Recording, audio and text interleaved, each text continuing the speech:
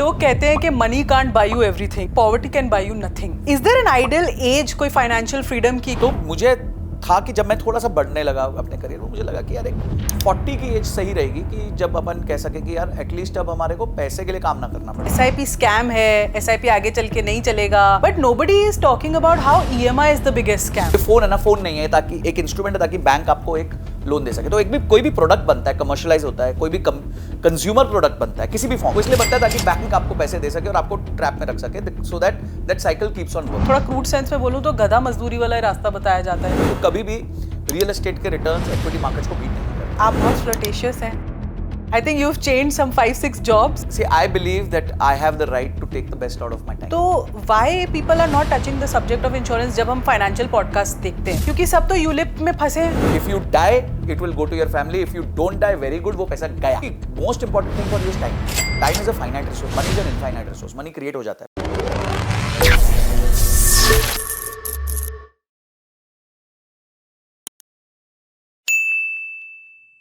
Friends, ये मेरे channel का पहला पॉडकास्ट है। एक नई शुरुआत है, एक नई बिगनिंग है जो मैं अपनी कंटेंट क्रिएशन और पर्सनल ब्रांडिंग की जर्नी में शुरू कर रही हूँ। तो आज के हमारे पॉडकास्ट गेस्ट जो हैं, एक बहुत ही इम्पॉर्टेंट फाइनेंशियल कोच हैं, इन्फ्लुएंसर हैं और मेरे बहुत ही अच्छे दोस्त भी हैं। ये 3 F's का कॉम्बिनेशन है। इसको कहते हैं financial coach, financial influencer and a friend. वो हैं संजय कथुरिया जी। काफ़ी सालों का एक्सपीरियंस है उनका खुद रियल एस्टेट में काम करने का, बहुत सारी MSMEs, SMEs को फाइनेंशियली कोच करने का और बहुत से सारे लोगों को फाइनेंशियली इंडिपेंडेंट बनाने का। मैंने भी उनसे बहुत कुछ सीखा है अपने करियर में जब मैं उनके साथ काम करती थी। मैं चाहती थी कि ये पॉडकास्ट थोड़ा डिफरेंट हो, जब 2 दोस्त आपस में फाइनेंशियल प्रॉब्लम्स डिस्कस करते हैं, जानना चाहते हैं कि कैसे वो ग्रो कर सकें। ये पॉडकास्ट उसके बारे में है। और एक चीज़ याद रखिएगा, ये पॉडकास्ट हम सब सैलरीड वालों के लिए है जो आगे चल के रिच मिलियनेयर या बहुत पैसा कमाना चाहते हैं और ये एक मिथ है कि वो नहीं कर सकते।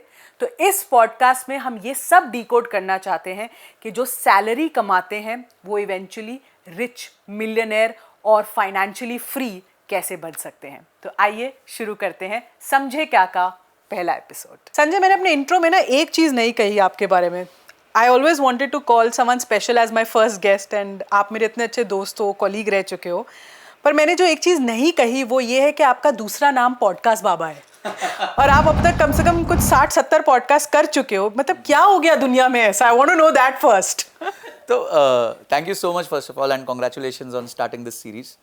और बहुत धक्के के बाद आपने शुरुआत करी है। See podcast, I think it just happened automatically. ऐसा मैंने कोई प्लान नहीं किया था। और जब मैंने कंटेंट क्रिएशन की जर्नी स्टार्ट करी तो एक कंटेंट क्रिएटर की भूख 2 ही चीज़ों की होती है, सब्सक्राइबर्स और views, and obviously following the likes comments, वो सब अलग चीज़ है। बट आप फर्स्ट KPI जब देखते हो कोई भी क्रिएटर बनता है तो वो ट्रेडमिल पे चढ़ता है और वो ट्रेडमिल होती है आपको सब्सक्राइबर्स चाहिए, व्यूज़ चाहिए, सब्सक्राइबर्स चाहिए, व्यूज़ चाहिए।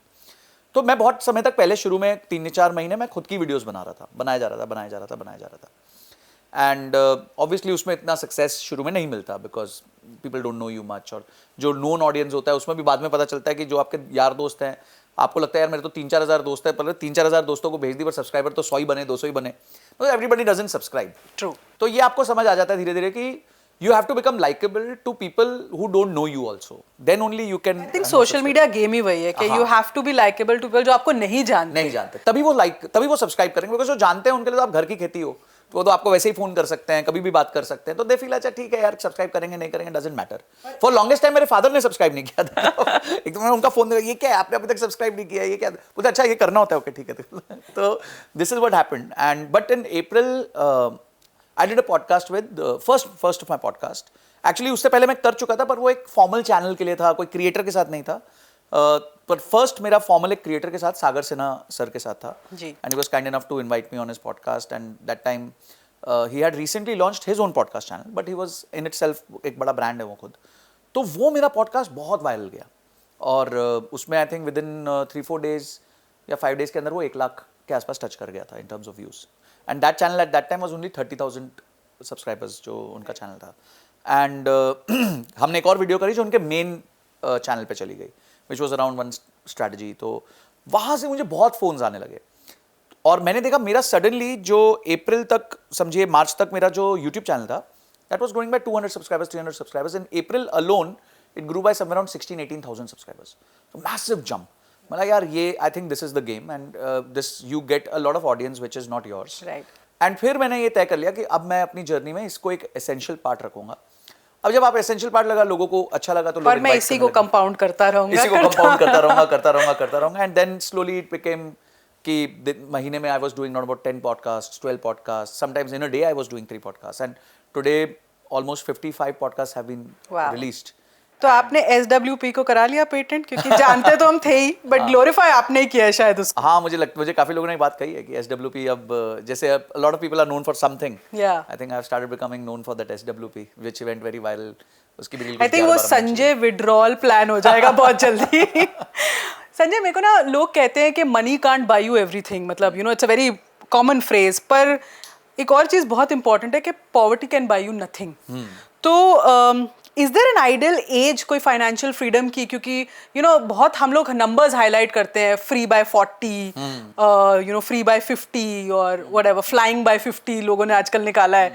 तो is there an ideal age? लेकिन there is no ideal age, it's always your situation. मैं हमेशा कहता हूँ कि जो आपकी रेसिंग करते हैं, आपकी जिंदगी एक रेस है.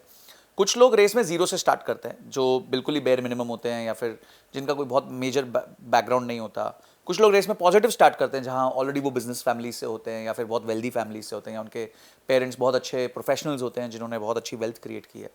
एंड तीसरे होते हैं जो माइनस में होते हैं, जो कहीं बहुत छोटे गांव से आए हैं, गरीब हैं, उधार हैं, अपने पेरेंट्स को पैसा भेजना ही भेजना है, नहीं तो वो चलेगा नहीं. तो आपकी सिचुएशन इन 3 जगहों में कहीं भी हो सकती है और इसमें बहुत आगे से भी हो सकती है, बहुत पीछे से भी हो सकती है और जीरो के आसपास से भी हो सकती है. तो I think my situation was more around zero when I started.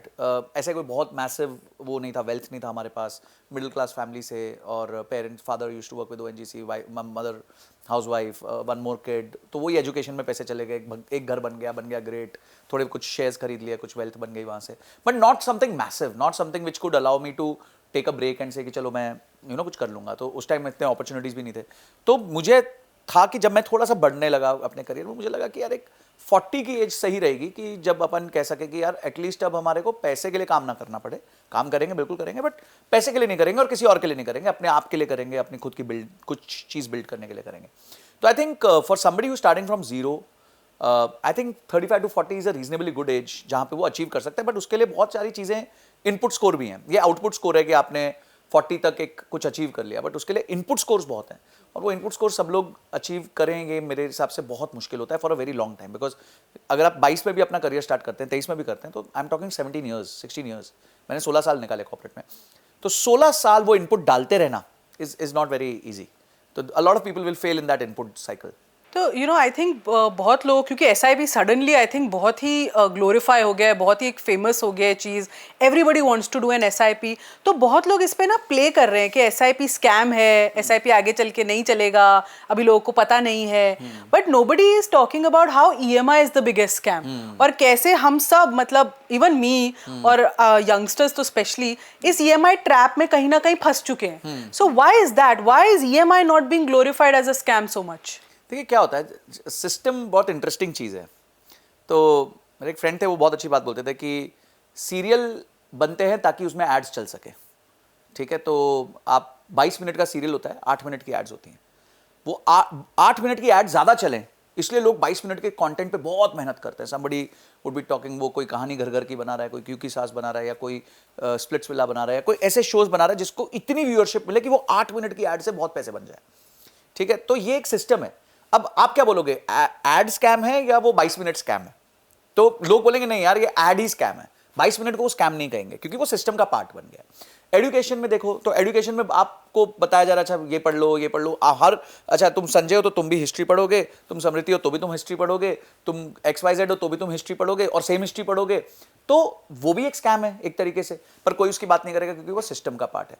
इसी तरीके से बैंक, ये जो घर है ना, ये घर नहीं थे, ये बैंक के लिए एक इंस्ट्रूमेंट था ताकि आपको वो पैसा दे सके. ये फोन है ना, फोन नहीं है, ताकि एक इंस्ट्रूमेंट है ताकि बैंक आपको एक लोन दे सके. तो एक भी कोई भी प्रोडक्ट बनता है, कमर्शियलाइज होता है, कोई भी कंज्यूमर प्रोडक्ट बनता है किसी भी फॉर्म का, वो इसलिए बनता है ताकि बैंक आपको पैसे दे सके और आपको ट्रैप में रख सके, so that cycle keeps on working.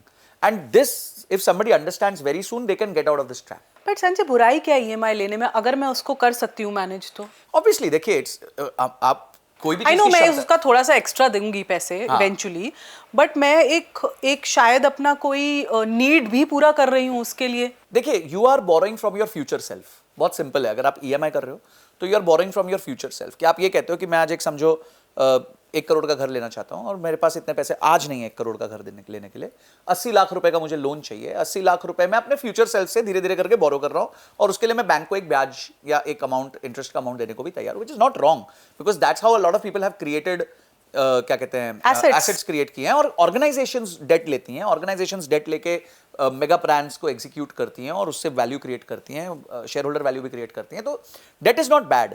It is like this कि आप जिम गए, ठीक है, और आपने पहले दिन सोचा कि यार मैं 50 किलो का डंबल उठा लूंगा, तो that's not possible. You have to maybe first pick up 2 kilo का डंबल, फिर 5 किलो का डंबल, फिर 10 किलो का डंबल। आप अपनी क्षमता बनाते हो।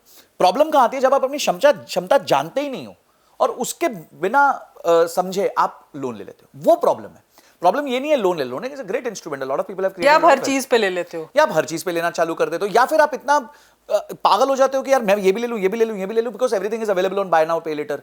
तो I think that one thing if people can control and they should know कि एक मेरे पास कोई ऐसी इक्वेशन हो यार कि अच्छा वो इक्वेशन ब्रीच हो गई है, अब मैं नहीं खरीद सकता जब तक मैं पुराने वाले निपटा नहीं देता। नहीं तो you will keep on adding and you will keep on postponing your financial freedom and see most important thing for you is time. Time is a finite resource. Money is an infinite resource. Money create हो जाता है। आप एक बार पूरा business खत्म कर दो फिर भी बन जाता है। अभी अनिल अंबानी पीछे पूरा खत्म हो गए थे, but see now he is coming back and उनके अब वैल्यूएशन बढ़ने लग गई है, तो हो गया 10-15 साल में ही इज बैक। पर वो 10-15 साल तो अब वापस नहीं मिलेंगे उनको। True. पैसा वापस आ सकता है, बिलियंस में वापस चले जाएंगे, सब कुछ हो जाएगा, but that 10-15 years he is lost. So that one mistake which he did as an organisation, over debt ले लिया, गलत बड़े बड़े एक्सपेंशंस कर लिए, उसने उनको 15 साल पीछे फेंक दिया। और ये तो वो थे तो वो बाहर निकल आ गए, मतलब हर जन बाहर निकल भी नहीं सकता है सब में। मुझे लगता है आपने मैंने शुरू ही इससे किया था अबाउट पॉडकास्ट, आपने कोई पॉडकास्ट चैनल तो छोड़ा नहीं है मुझे लगता है जहाँ आप नहीं गए। आपने बेचारे शाहरुख खान को क्यों नहीं छोड़ा? I want to understand that. आपने एक रील बनाई थी या कहीं आपने शायद कहा था कि अगर वो अपना घर ना लेते उस टाइम पे 16 करोड़ का और वो उसको इन्वेस्ट कर देते किसी प्लान में, तो आज उनके शायद घर की वैल्यू 2500 करोड़ है या मैं एग्जैक्ट नंबर्स मतलब I don't remember the number. You'll be hurt more But because you are मैंने really ये big रील fan. देखते ही बंद कर दी थी। मतलब I want to ask you, अरे वो क्यों नहीं लेते घर? मतलब ही इज उनका स्टैचर था, वो कर सकते थे, अगर वो नहीं लेते वो कहाँ रहते? Why would he take a smaller house? मतलब हाँ, so I understand आपको तो इस पे बहुत पेन हुआ है because he is your favorite, but I was just joking around. It was not meant to be कि वो नहीं ले सकते। rather मैंने उसमें कहा भी था कि see Shahrukh Khan he can afford to do that because he has another 13 crores to invest apart from the house. maybe more. हाँ, maybe much more and अगर वो 13 करोड़ उन्होंने मन्नत में डाले, आज वो मन्नत शायद 200 करोड़ का है और बीच में जो कंस्ट्रक्शन कॉस्ट गई ये सब गई वो अलग थी। And if we would have put same money in NSC Nifty 50 तो आज वो 300-350 करोड़ से या ज्यादा वैल्यू होती। शाहरुख खान ने मन्नत खरीदा, ठीक है, तो जितना पैसा 13 करोड़ के आसपास उन्होंने मन्नत खरीदा था बहुत साल पहले, वो आज 200 करोड़ की प्रॉपर्टी हो गई है, जिसपे उन्होंने लागत लगाई और फर्दर लागत लगाई, ठीक है, उसमें ब्रेकडाउन हुआ होगा, कुछ हुआ होगा, कभी लाइट टूटी होगी, कभी इंटीरियर कराया होगा, वो सब अलग है। सिर्फ परचेज 13 करोड़ का था और वो 200 करोड़ की हो गई आज सेट। यही 13 करोड़ अगर उन्होंने निफ्टी 20 में लगाए होते या निफ्टी के ETF में लगाए होते तो वो आज 450 करोड़ होते, ठीक है। बाकी और किसी शेयर में लगाए होते तो हम अभी उस पर कंसिडर ही नहीं कर रहे, एक वो फुलिश इन्वेस्टमेंट कर दी होती तो भी आज वो 450 करोड़ रुपए का होता। तो यानी वो मन्नत 2 बार खरीद सकते थे आज। डिविडेंड्स अलग मिलते उनको, वो अलग उनका बेनिफिट होता। तो मैंने ये बात कही थी, but it was just for fun कि किस तरीके से एसेट का मैं कंपैरिजन कर रहा था कि कैसे रियल एस्टेट ग्रो करता है और कैसे आपका इक्विटी मार्केट्स ग्रो करती है और कैसे इन्होंने रिटर्न्स दिए, because a lot of people have it in mind कि मैं रियल एस्टेट खरीदूंगा तो 2 साल में दुगना हो जाएगा। तो मैं उनको ये बताना चाहता था कि अगर आप एक लॉन्गर होराइजन में देखते हो तो कभी भी रियल एस्टेट के रिटर्न्स इक्विटी मार्केट्स को बीट नहीं करते हैं। एंड प्लस जो प्रॉब्लम्स है रियल एस्टेट में, जैसे वो इलिक्विड है कि आप कल के कल नहीं बेच सकते, अब अगर मन्नत बिकना है तो 200 करोड़ में बिकेगा, ऐसा नहीं है कि कुछ छोटा सा उसका बेडरूम बिक जाएगा या फिर हॉल बिक जाएगा या स्विमिंग पूल बिक जाएगा। It has to be sold in totality, so liquidity reduces.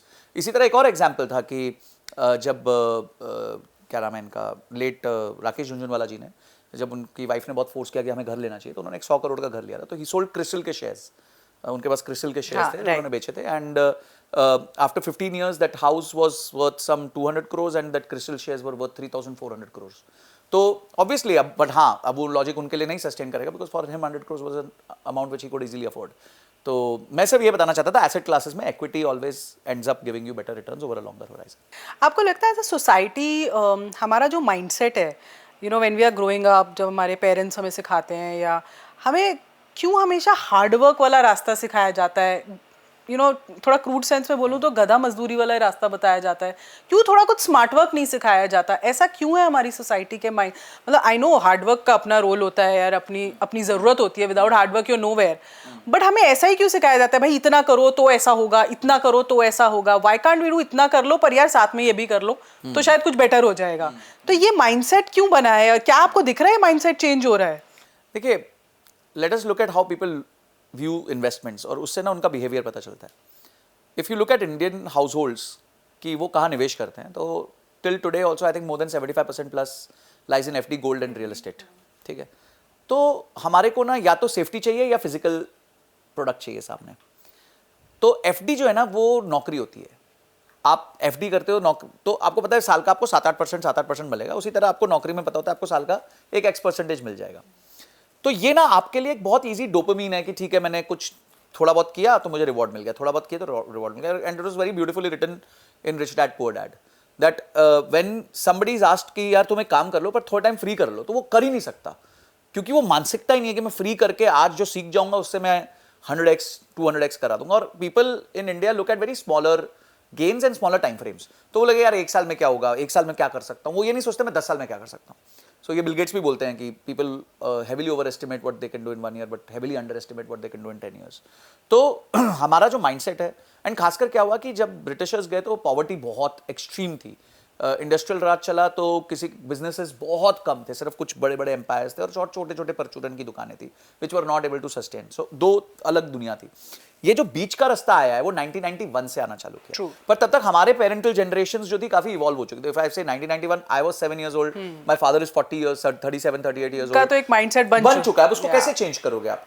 और मैं भी वही माइंडसेट पे बढ़ रहा हूँ, वही गवर्नमेंट सर्विस में, तो मैं भी देख रहा हूँ उनको कि अच्छा ठीक है मुझे रोज सुबह जाना है, रोज रात को आना है, खाना लेके जाना है घर से, और मुझे ये करना है और मुझे कोई तनख्वाह मिलेगी। So that mindset is wet. But today after internet revolution, after young people have achieved something, those have become good case studies, बहुत अच्छे अच्छे लोग स्टार्टअप्स बना के आगे बढ़ चुके हैं।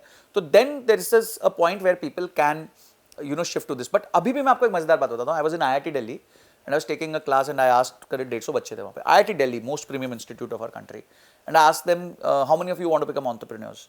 7 लोगों ने हाथ ऊपर किया, 150 में से। 150 की क्लास में से 7 लोगों ने हाथ ऊपर किया।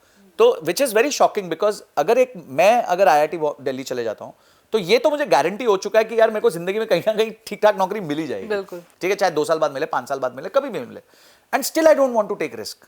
तो ये जो इनहेरेंट रिस्क टेकिंग एबिलिटी है ना, ये लाने में बहुत टाइम लगेगा। और इसलिए अभी इंडिया में एंटरप्रेन्योरशिप को अभी बढ़ावा देना बहुत जरूरी है, बहुत पुश देना जरूरी है, ताकि लोगों के मन से ये फियर हटे। नहीं तो इतने ज्यादा जॉब्स क्रिएट करना मुश्किल हो जाएगा। तो हमारे पेरेंट्स ने हमने जो हमारे पेरेंट्स के साथ देखा, I think like my son wouldn't get into a job, I will make sure he doesn't get into a job. And even if he is getting into a job, वो ऐसा होना चाहिए कि जो उसके गोल के अराउंड हो और वो छोटे टाइम तक सीख के अपना कुछ क्रिएट करे। वो क्योंकि मैंने वो लिबर्टी अचीव करी, तो मैं वो I don't want that to happen with him again. तो ये हो सकता है कि आगे आने वाली जनरेशंस में ये कम देखा। एक्चुअली आई डोंट नो, ये भी एक साइकिल है, क्योंकि अगर हमारी जनरेशन जो अब आप कह रहे हो जैसे हमारे बच्चे हैं, अगर हम लोगों ने वो फाइनेंशियल एबिलिटी अचीव नहीं करी है तो हम अपने बच्चे को भी फिर शायद जॉब में देखना चाहेंगे, क्योंकि हमारे पास ही वो नहीं है लेवरेज के मैं उसको वो दे सकूं कि अगर वो हल्का सा भी फेल हो या गिरे तो मेरे पास एक एक सहारा हो उसके पास आने को। सो आई डोंट नो हम में से भी कितने पेरेंट्स अभी हुए, तो मुझे लगता है ये साइकिल अभी भी एक जनरेशन और लगेगी। लग जाएगा। और फेलियर को हमारे यहाँ एक्सेप्टेंस मिलती नहीं, बहुत बुरी बात है वो। फेलियर को एक्सट्रीम डिसअपॉइंटमेंट के साथ या सब चीजों के साथ इट्स लाइक रियली रिजेक्शन को जैसे देखा जाता है ना कि भाई मैं रिजेक्ट हो गया। और see a lot of people who have not done well in school have done great in their jobs, careers, बहुत आगे गए हैं वो लोग। तो आई थिंक वही अगेन मैं starting from the first point system, people want you to be in a system, they don't want you to break a system, क्योंकि सिस्टम तोड़ने वाले बहुत कम लोग हैं और वही वो लोग हैं जो लाइफ में बहुत ऊपर जा चुके हैं। वो फेल भी होते हैं, गिरते भी हैं, लॉसेस भी करते हैं, पर उनको पता होता है कि यार हम सिस्टम से बाहर है ना, हम एक्सट्रीम पैसा बना सकते हैं, फिर से बना सकते हैं। तो आई थिंक सिस्टम से जब तक आप बाहर नहीं निकलोगे ना, if you are inside the match you will keep on playing, but if you are outside the match you can see how others are playing and you can take a decision based on that. I think वो percentage बढ़ता जाएगा धीरे धीरे बहुत धीरे। You know आप बहुत consistency की बात करते हैं, बट आप बहुत फ्लर्टेशियस हैं, किस मामले में? I think you've changed some 5-6 jobs. नहीं, 8 jobs. 8 jobs, हाँ, in a span of In a span of 16 years. 60, so 2 years, 2 years, average on a average, job. And हम लोगों का अब CV देखते हैं और पहली चीज हम ये देखते हैं कि यार इसने इतनी नौकरियां बदली, ये कैसे टिकेगा? So क्या ये आपके लिए, आपको लगता है डिसएडवांटेज भी था कहीं पे, या आपको लगता है it was always an advantage? See, I think I've 2-3 times I've been asked this question and every time I answer this थोड़ा बवाल कट जाता है. तो see, I believe that I have the right to take the best out of my time because मैं तो सिर्फ time बेच रहा था. मेरे पास एक ही कमोडिटी थी कि मेरे पास टाइम था. तो जब जब मुझे बेस्ट वहाँ नहीं मिला जहाँ मैं था और मुझे कहीं और मिला, तो मैंने उसको ऑनर किया अपने आप के लिए. और इसका मतलब ये नहीं है कि मैंने डिसऑनर किया जिधर यहाँ काम करा था. मैंने उनको बताया कि भाई ऐसा है, तो वो खुद ही बोल देंगे कि भाई हम नहीं दे सकते इतना पैसा तुम्हें, तो ठीक है, thank you so much, matter खत्म हो गया. तो I think because I was reasonably safe on my investments front and other things, I could take these chances on my... Even at that age? Yeah, even at that age. I could take these chances. And I was never in a very formal setup. I was not working with EY or KPMG or these kind of big organizations, Reliance. जहाँ brand आपको लगता है नहीं छोड़ना चाहिए या TCS. मैं तो बहुत छोटी real estate, mid size real estate companies में था. तो मेरे जैसा टैलेंट ही नहीं था. तो मुझे पता था मेरी बहुत जरूरत है, अब इसकी मेरी जरूरत है, अब उसको मेरी जरूरत है. तो rather be there because he is ready to pay that extra mile to for getting me. अब मैंने अगर एक्स आशीष रहेजा के साथ काम किया तो पीपल वांट किया जिसने आशीष रहेजा के साथ काम किया उसको रख लेते हैं. तो समटाइम्स इट्स बेटर कि आप एक लेसर नोन ब्रांड में जाओ जहां आपकी वैल्यू बहुत ज्यादा हो, बिकॉज समटाइम्स यू नो वो वैल्यू आपको कहां से कहां पहुंचा दे आपको पता नहीं चलता. वी कीप रनिंग आफ्टर, यार मेरा यहाँ हो जाए, मुझे यहाँ जॉब मिल जाए, but sometimes that's maybe not the right decision. See if you want to get into something of your own later, ठीक है, अगर आप खुद का कुछ करना चाहते हो तो मुझे ऐसा लगता है कि आप it's better to be in a smaller place.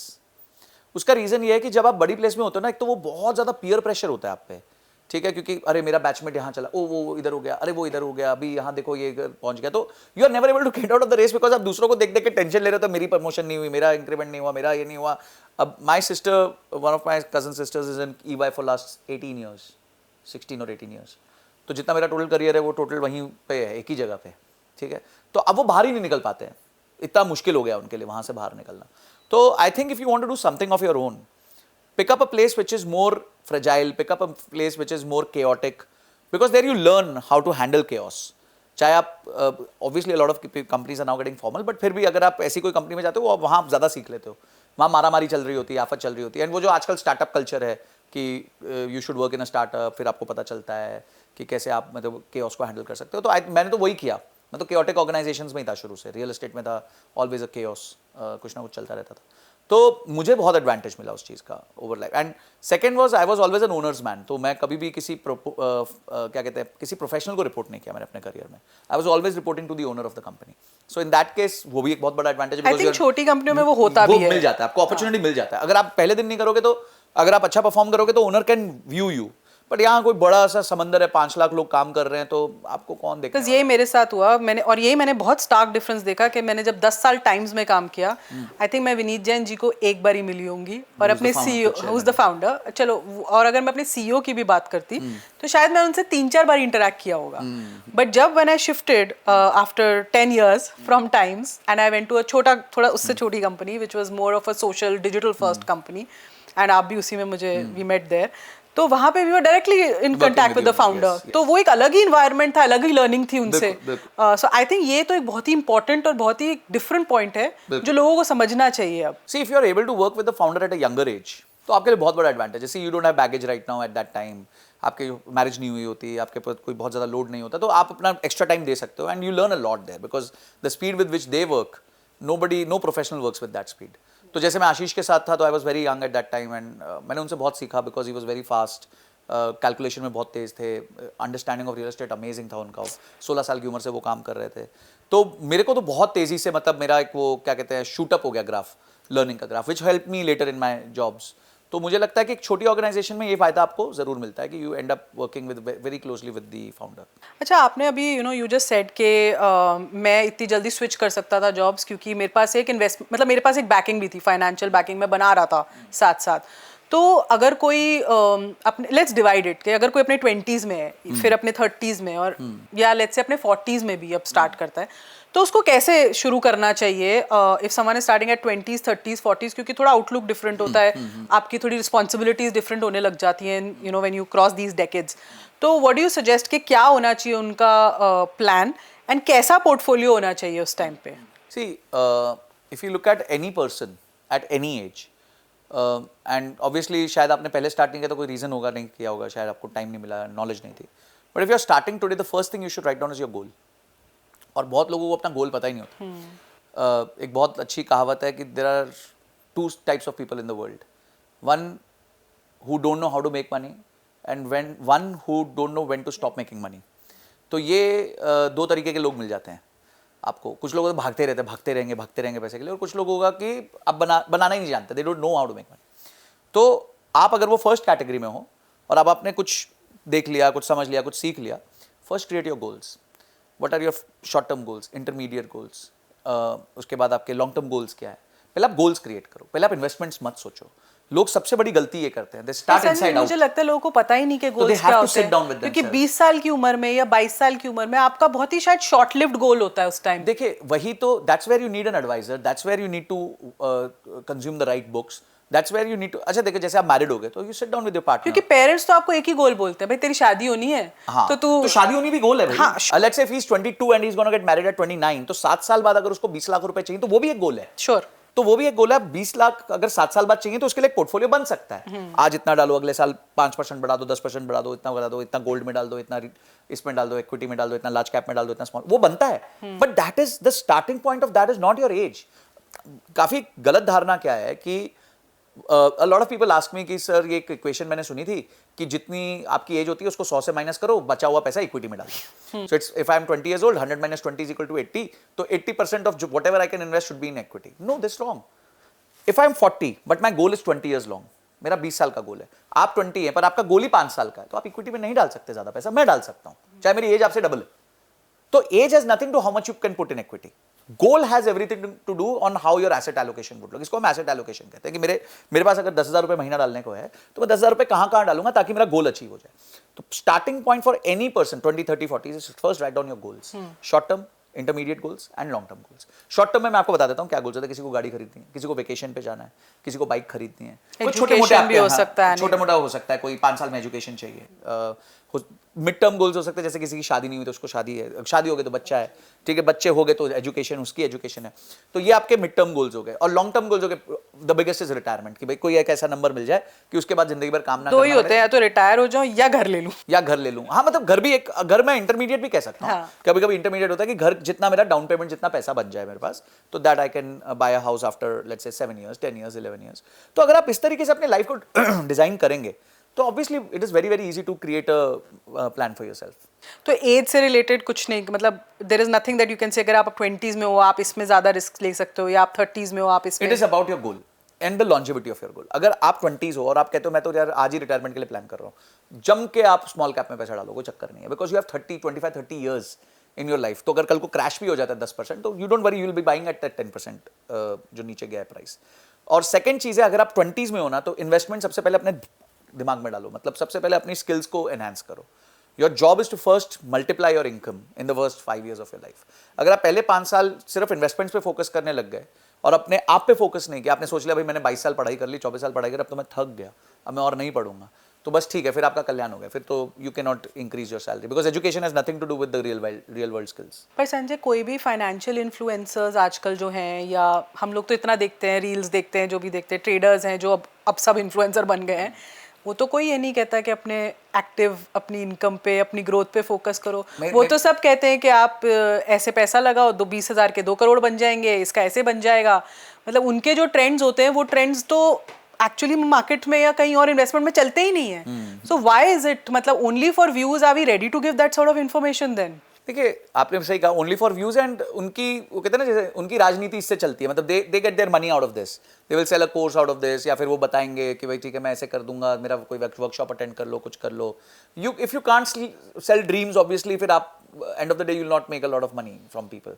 But और पीपल आर गलेबल, उनको लगता है यार कहीं हाँ ये मसीहा मिल गया कि भाई ये 20,000 रुपये लेगा और 2 करोड़, अगर ये मसीहा था तो भाई अंबानी साहब का भी पैसा यहाँ लग जाता, FNO में पैसा बन रहा होता तो वो भी यही काम कर रहे होते, वो क्यों पागल जैसे एक एंटरप्राइज चला रहे होते हैं, अडानीज क्यों एक एंटरप्राइज चला रहे होते हैं। At the end of the day you have to understand, you have to follow what rich people are doing to become rich. आप वो कहते हैं ना कि if you want to buy Rolls Royce don't take advice from somebody driving a Maruti. तो आपको पहले ये समझना है कि रिच लोग करते क्या है।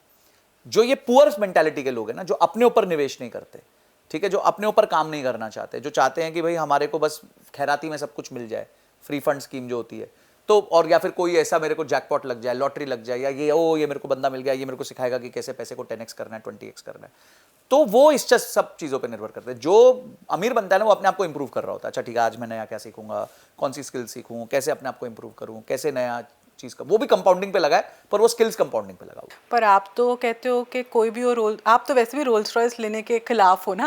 आप तो गाड़ी ले दिलवाना ही नहीं चाहते किसी को, तो who does one learn from? मतलब जो मारुति है शायद उसी से सीखना पड़ेगा। नहीं ऐसा नहीं है। मेरा ये कहना नहीं है कि आप मत खरीदो, मेरा ये कहना है कि आप तब खरीदो जब आपकी क्षमता हो, दैट्स इट। आप कुछ भी खरीदो, मैं कहता हूं जहाज खरीदो, कोई प्रॉब्लम नहीं है, पर जब आपकी क्षमता हो। क्षमता इज व्हाट? क्षमता इज व्हाट दैट, जैसे मैं वर्ड कहता हूं औकात होनी चाहिए ना, तो औकात is basically if you can buy it twice you should buy it once. अगर आपके पास इतने पैसे कि आप वो चीज 2 बार खरीद सकते हो तो आप एक बार खरीद लो, कोई प्रॉब्लम नहीं है। अब अगर मैं मर्सिडीज खरीदना चाहता था, मैं नहीं 2 बार खरीद पा रहा था, तो मैंने ठीक है यार छोड़ देते, जब हालत होगी मर्सिडीज 2 बार खरीदने की तो मर्सिडीज भी आ जाएगी, नहीं तब तक फॉर्च्यूनर से काम चलाते हैं। तो यू नीड टू अंडरस्टैंड कि अगर आज आपने अपने आप को स्ट्रेच कर दिया किसी चीज के लिए, तो आपने अपने फ्यूचर सेल्फ से बोरो कर लिया है, फिर आपको मेहनत करते रहना पड़ेगा, फिर से आप वापस वो रैट रेस में घुस गए हो। तो अगर आपको कुछ भी खरीदना है, आपको लुई वुइटन की बेल्ट खरीदनी है, आपको टूमी का बैग खरीदना है, आपको कुछ भी खरीदना है, don't worry, if you can buy it twice you buy it once, it's okay. तो कहते हैं ना हुस्न आता है तो नजाकत आई जाती है, तो you can definitely bye a Barbari shirt twice. Obviously I can buy it maybe 5 times also, but so then I can buy it once. If I can buy it 5 times, 6 times, 7 times, इतना बड़ा कर दो ना वो number को। जैसे हमारे ना एक रेशियो होता है समृति, डेट सर्विस कवरेज रेशियो, ठीक है। अब लोग कहते हैं कि रिलायंस पे बहुत उधार है, बहुत उधार है। If you look at their balance sheet, such a heavy balance sheet, 1.5 lakh crore का उधार है। पर कभी कभी ना 1.5 लाख करोड़ का उधार भी कम होता है और कभी 1.5 लाख का भी उधार बहुत ज्यादा हो जाता है। तो अगर आप रिलायंस में देखो ना, रिलायंस का जितना साल का EMI बनता है, रिलायंस को भी EMI देना है, इंटरेस्ट भी देना है, रिपेमेंट भी करना है, उसकी कमाई उससे 8 गुना ज्यादा है, 8 times, and I am talking in lakhs of crores. अगर उसका 25,000 करोड़ का ब्याज बन रहा है तो उसकी 2 लाख करोड़ की कमाई है। तो अगर आप अब क्या प्रॉब्लम है, लो भाई 1.5 लाख करोड़ का, 3 लाख करोड़ का लोन ले लो, क्षमता बनाओ ना। तो पहले अपनी क्षमता बनाओ, उसके बाद जो करना है करो, नोबडी स्टॉपिंग यू। बट आप बोल रहे हो नहीं मैं तो उधार पे हूं, मैं बहुत मुश्किल में हूँ, मेरे को पता नहीं मेरी जॉब कब चली जाएगी, मेरे पास ऑलरेडी 10 EMI चल रही हैं, मेरे बच्चों की स्कूल फीस चल रही है, ये चल रहा है, वो चल रहा है, मैं कोई निवेश नहीं कर पा रहा। हाँ, पर मैं कल जाके कुछ मतलब महंगा कुछ खरीद कर बबूजी की शर्ट खरीद के आ जाता हूँ, देन इट्स फूलिश। देन फिर आप क्या लोग ये कर पाते हैं? आई थिंक जो जिसके पास नहीं होता वो कैसे करेगा संजय? जिसके पास है वो ही कर सकता है ना ये। नहीं, ये तो बहुत गलत धारणा है। ये तो ब्रांड्स खेलते ही उन लोगों पे हैं जिनके पास पैसे नहीं होते। Because at the end of the day people want to show off that they are a brand by wearing a brand. पर ये बहुत गलत चीज है। अब आप सोचो यार, किसी के पास लुई वुइटन का बैग है या बेल्ट है और वो ऑटो से उतर रहा है, तो आप क्या सोचोगे कि यार ये तो नकली मतलब वो बेचारा आपको चिट्ठी दिखा दे, सर्टिफिकेट्स दिखा दे, सब कुछ दिखा दे, फिर भी आप बोलोगे आपको इकोसिस्टम बनाना पड़ेगा। आपको इकोसिस्टम बनाना पड़ेगा। right, तो हाँ। Work on the entire ecosystem. आप उसमें फंस भी सकते हो। या फिर आपके पास इतनी वेल्थ आ गई कि अब यार देखो, जोमैटो नहीं सॉरी, ओला इलेक्ट्रिक के फाउंडर ने 750 करोड़ के शेयर्स बेचे खुद के। तो क्या वो 100 करोड़ का घर नहीं ले सकता? बिल्कुल। क्या वो 20-30 करोड़ की गाड़ियां नहीं ले सकता? क्या वो उसके बाद अच्छे कपड़े, best of the best clothes नहीं पहन सकता? क्या उसके बच्चे best of the best schools में नहीं बिल्कुल जा सकते? पर उसके लिए उसने जो मेहनत करी वो करी। चांस भी था, लक भी था, बहुत कुछ था, but luck also favours somebody who is persistent consistent होता है, उसी को लक फेवर करता है। तो आप पहले वो इकोसिस्टम क्रिएट करो। Don't I for that one Louis Vuitton belt और अ गुची बैग और दैट वन कार और दैट हाँ, मतलब वो सब के लिए मत करो, पूरा इकोसिस्टम बनाओ, नहीं तो फिर लोग आपको बोलेंगे झूठा है। और बड़ी चीज एक और बताता हूं, कल को आप बिजनेस करने जाओगे, कब समझो आपका मन किया, तो मैं तो यही जज करूंगा कि यार ये आदमी को तो फाइनेंशियल प्रूडेंस है ही नहीं, ये तो जब इसके पास पैसे नहीं होते तो बर्बरी की शर्ट खरीद लेता है, तो मैं तो नहीं दे रहा इसको पैसे, मैंने इन्वेस्ट कर रहा है इसमें, क्योंकि इसको फाइनेंशियल प्रूडेंस ही नहीं है। बहुत ऐसे केस स्टडीज आती हैं जहां इन्वेस्टर जानबूझ के महंगे रेस्टोरेंट पे फाउंडर को बुलाएगा, महंगी दारू पिएगा, पिलाएगा, कोशिश करेगा चेक गेज करने के लिए कि उसका फाइनेंशियल बिहेवियर कैसा है। आज अगर राधा किशन धमानी के पास अरबों रुपए की दौलत है, पर उनको देखो कितने सिंपल हैं। हम हाँ, पर जब घर खरीदना 1100 करोड़ का घर खरीद लिया, बहुत महंगा घर है बिल्कुल है, पर उनके लिए कुछ भी नहीं है। मुकेश अंबानी ने अपने राइट हैंड को 1800 करोड़ का घर गिफ्ट किया, पर वो आदमी कंपनी के लिए कोविड के दौरान 1.5 लाख करोड़ लेके आया. तो what is 1800 crores versus 1,50,000 crores? Make your base so big in this case कि ये सब numbers matter ही ना करें. And that you can do only by active income. ये मुकेश भाई की एक्टिव इनकम है ना, वो उन्होंने मेहनत करी, जियो खड़ा किया, इतना बड़ा बिजनेस बनाया, तो उसके बाद वो कर पाए जो कर पाए. अच्छा, मुझे ना एक चीज़ का बहुत डर लगता है. बहुत से लोग obviously, I also put money in SIPs, बहुत से लोग ऑब्वियसली स्टॉक मार्केट में तो इन्वेस्ट करते ही हैं, पर ये जो अभी मार्केट में नया नया जोश आया है ना हमारी मार्केट्स में कि भाई कोई फॉल ही नहीं हो रहा, कुछ ऐसा दिख ही नहीं रहा, कुछ दिखता ही नहीं है कि कभी ये मार्केट नीचे जा सकती है कि नहीं. आता भी है फॉल तो हमें अफेक्ट ही नहीं करता. ऑब्वियसली रिटेल इन्वेस्टर्स इतने बढ़ गए हैं, अब हमें उस चीज़ का भी फ़र्क नहीं पड़ रहा. तो somehow ना मुझे एक डर लगता है फॉर द न्यू जेन जो इसमें आई है कि कभी गॉड फोरबिड हमारे यहाँ 2008 जैसा नहीं पर कुछ ऐसा फॉल आ जाए, तो क्या क्षमता है लोगों में लेने की? देखो नहीं है, because they have not seen that cycle, but वो बिल्ड हो जाएगी.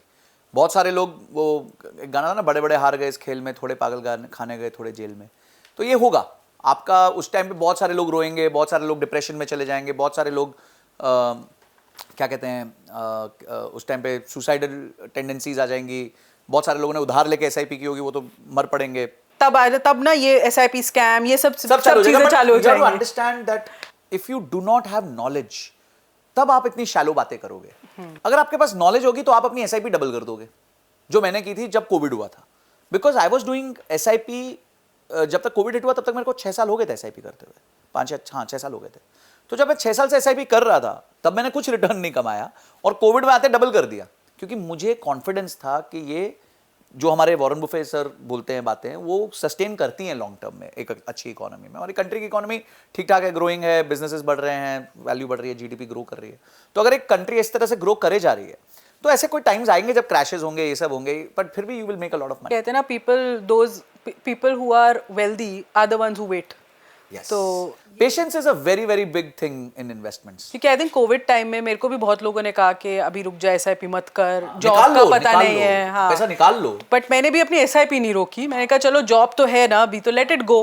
प्रिसाइसली. तो जब हमारी जॉब थी तो व्हाई शुड आई स्टॉप? अगर जॉब जाती तो एक बार के लिए शायद चलो देखते हैं फिर क्या करना है क्या नहीं करना. Maybe I could have halved my SIPs या कुछ टाइम के लिए रोक देते. हाँ, या कुछ टाइम के लिए स्टॉप कर देते. SIP की सबसे अच्छी बात यह है कि EMI तो कुत्ते का पट्टा है, वो तो आपको देना ही है, वो आपका घर चला जाएगा. वो टाइट होता रहता है. इट्स लाइक यू नो कि नहीं दिया तो हाँ बस खींच रहा है. बट SIP में आपके पास ये लीवे है कि अगर एक महीना आपके पास पैसा नहीं है तो डोंट पुट, इट्स ओके. तो हम लोग सोशल मीडिया की काफी बात कर रहे थे, तो हम एक थोड़ा फन सेगमेंट आपके साथ करना चाहते हैं. We have taken out some comments जो आपके कुछ पॉडकास्ट में से है. अच्छा. जो कुछ फनी है, कुछ इन्फॉर्मेशनल है, तो हम चाहते हैं will show our audience on the screen also. और आई वांट टू नो आपका रिएक्शन क्या है, बिकॉज ऑब्वियसली आप सारे कमेंट्स तो पढ़ नहीं पाते हो. मुश्किल होता है. तो एक बंदे ने लिखा, सर मैं आपका बहुत बड़ा फैन हूँ, I love you a lot, पर एक क्वेश्चन बता दो, 10 लाख से 1 करोड़ कैसे बनाओ एक साल में? Then he's not my fan. Then he's तो not पता my नहीं वो fan. किसको सुन रहा है, बट आपका फैन है. बट वो गलत फैन है, फिर वो मेरा फैन नहीं है, ये हो नहीं सकता.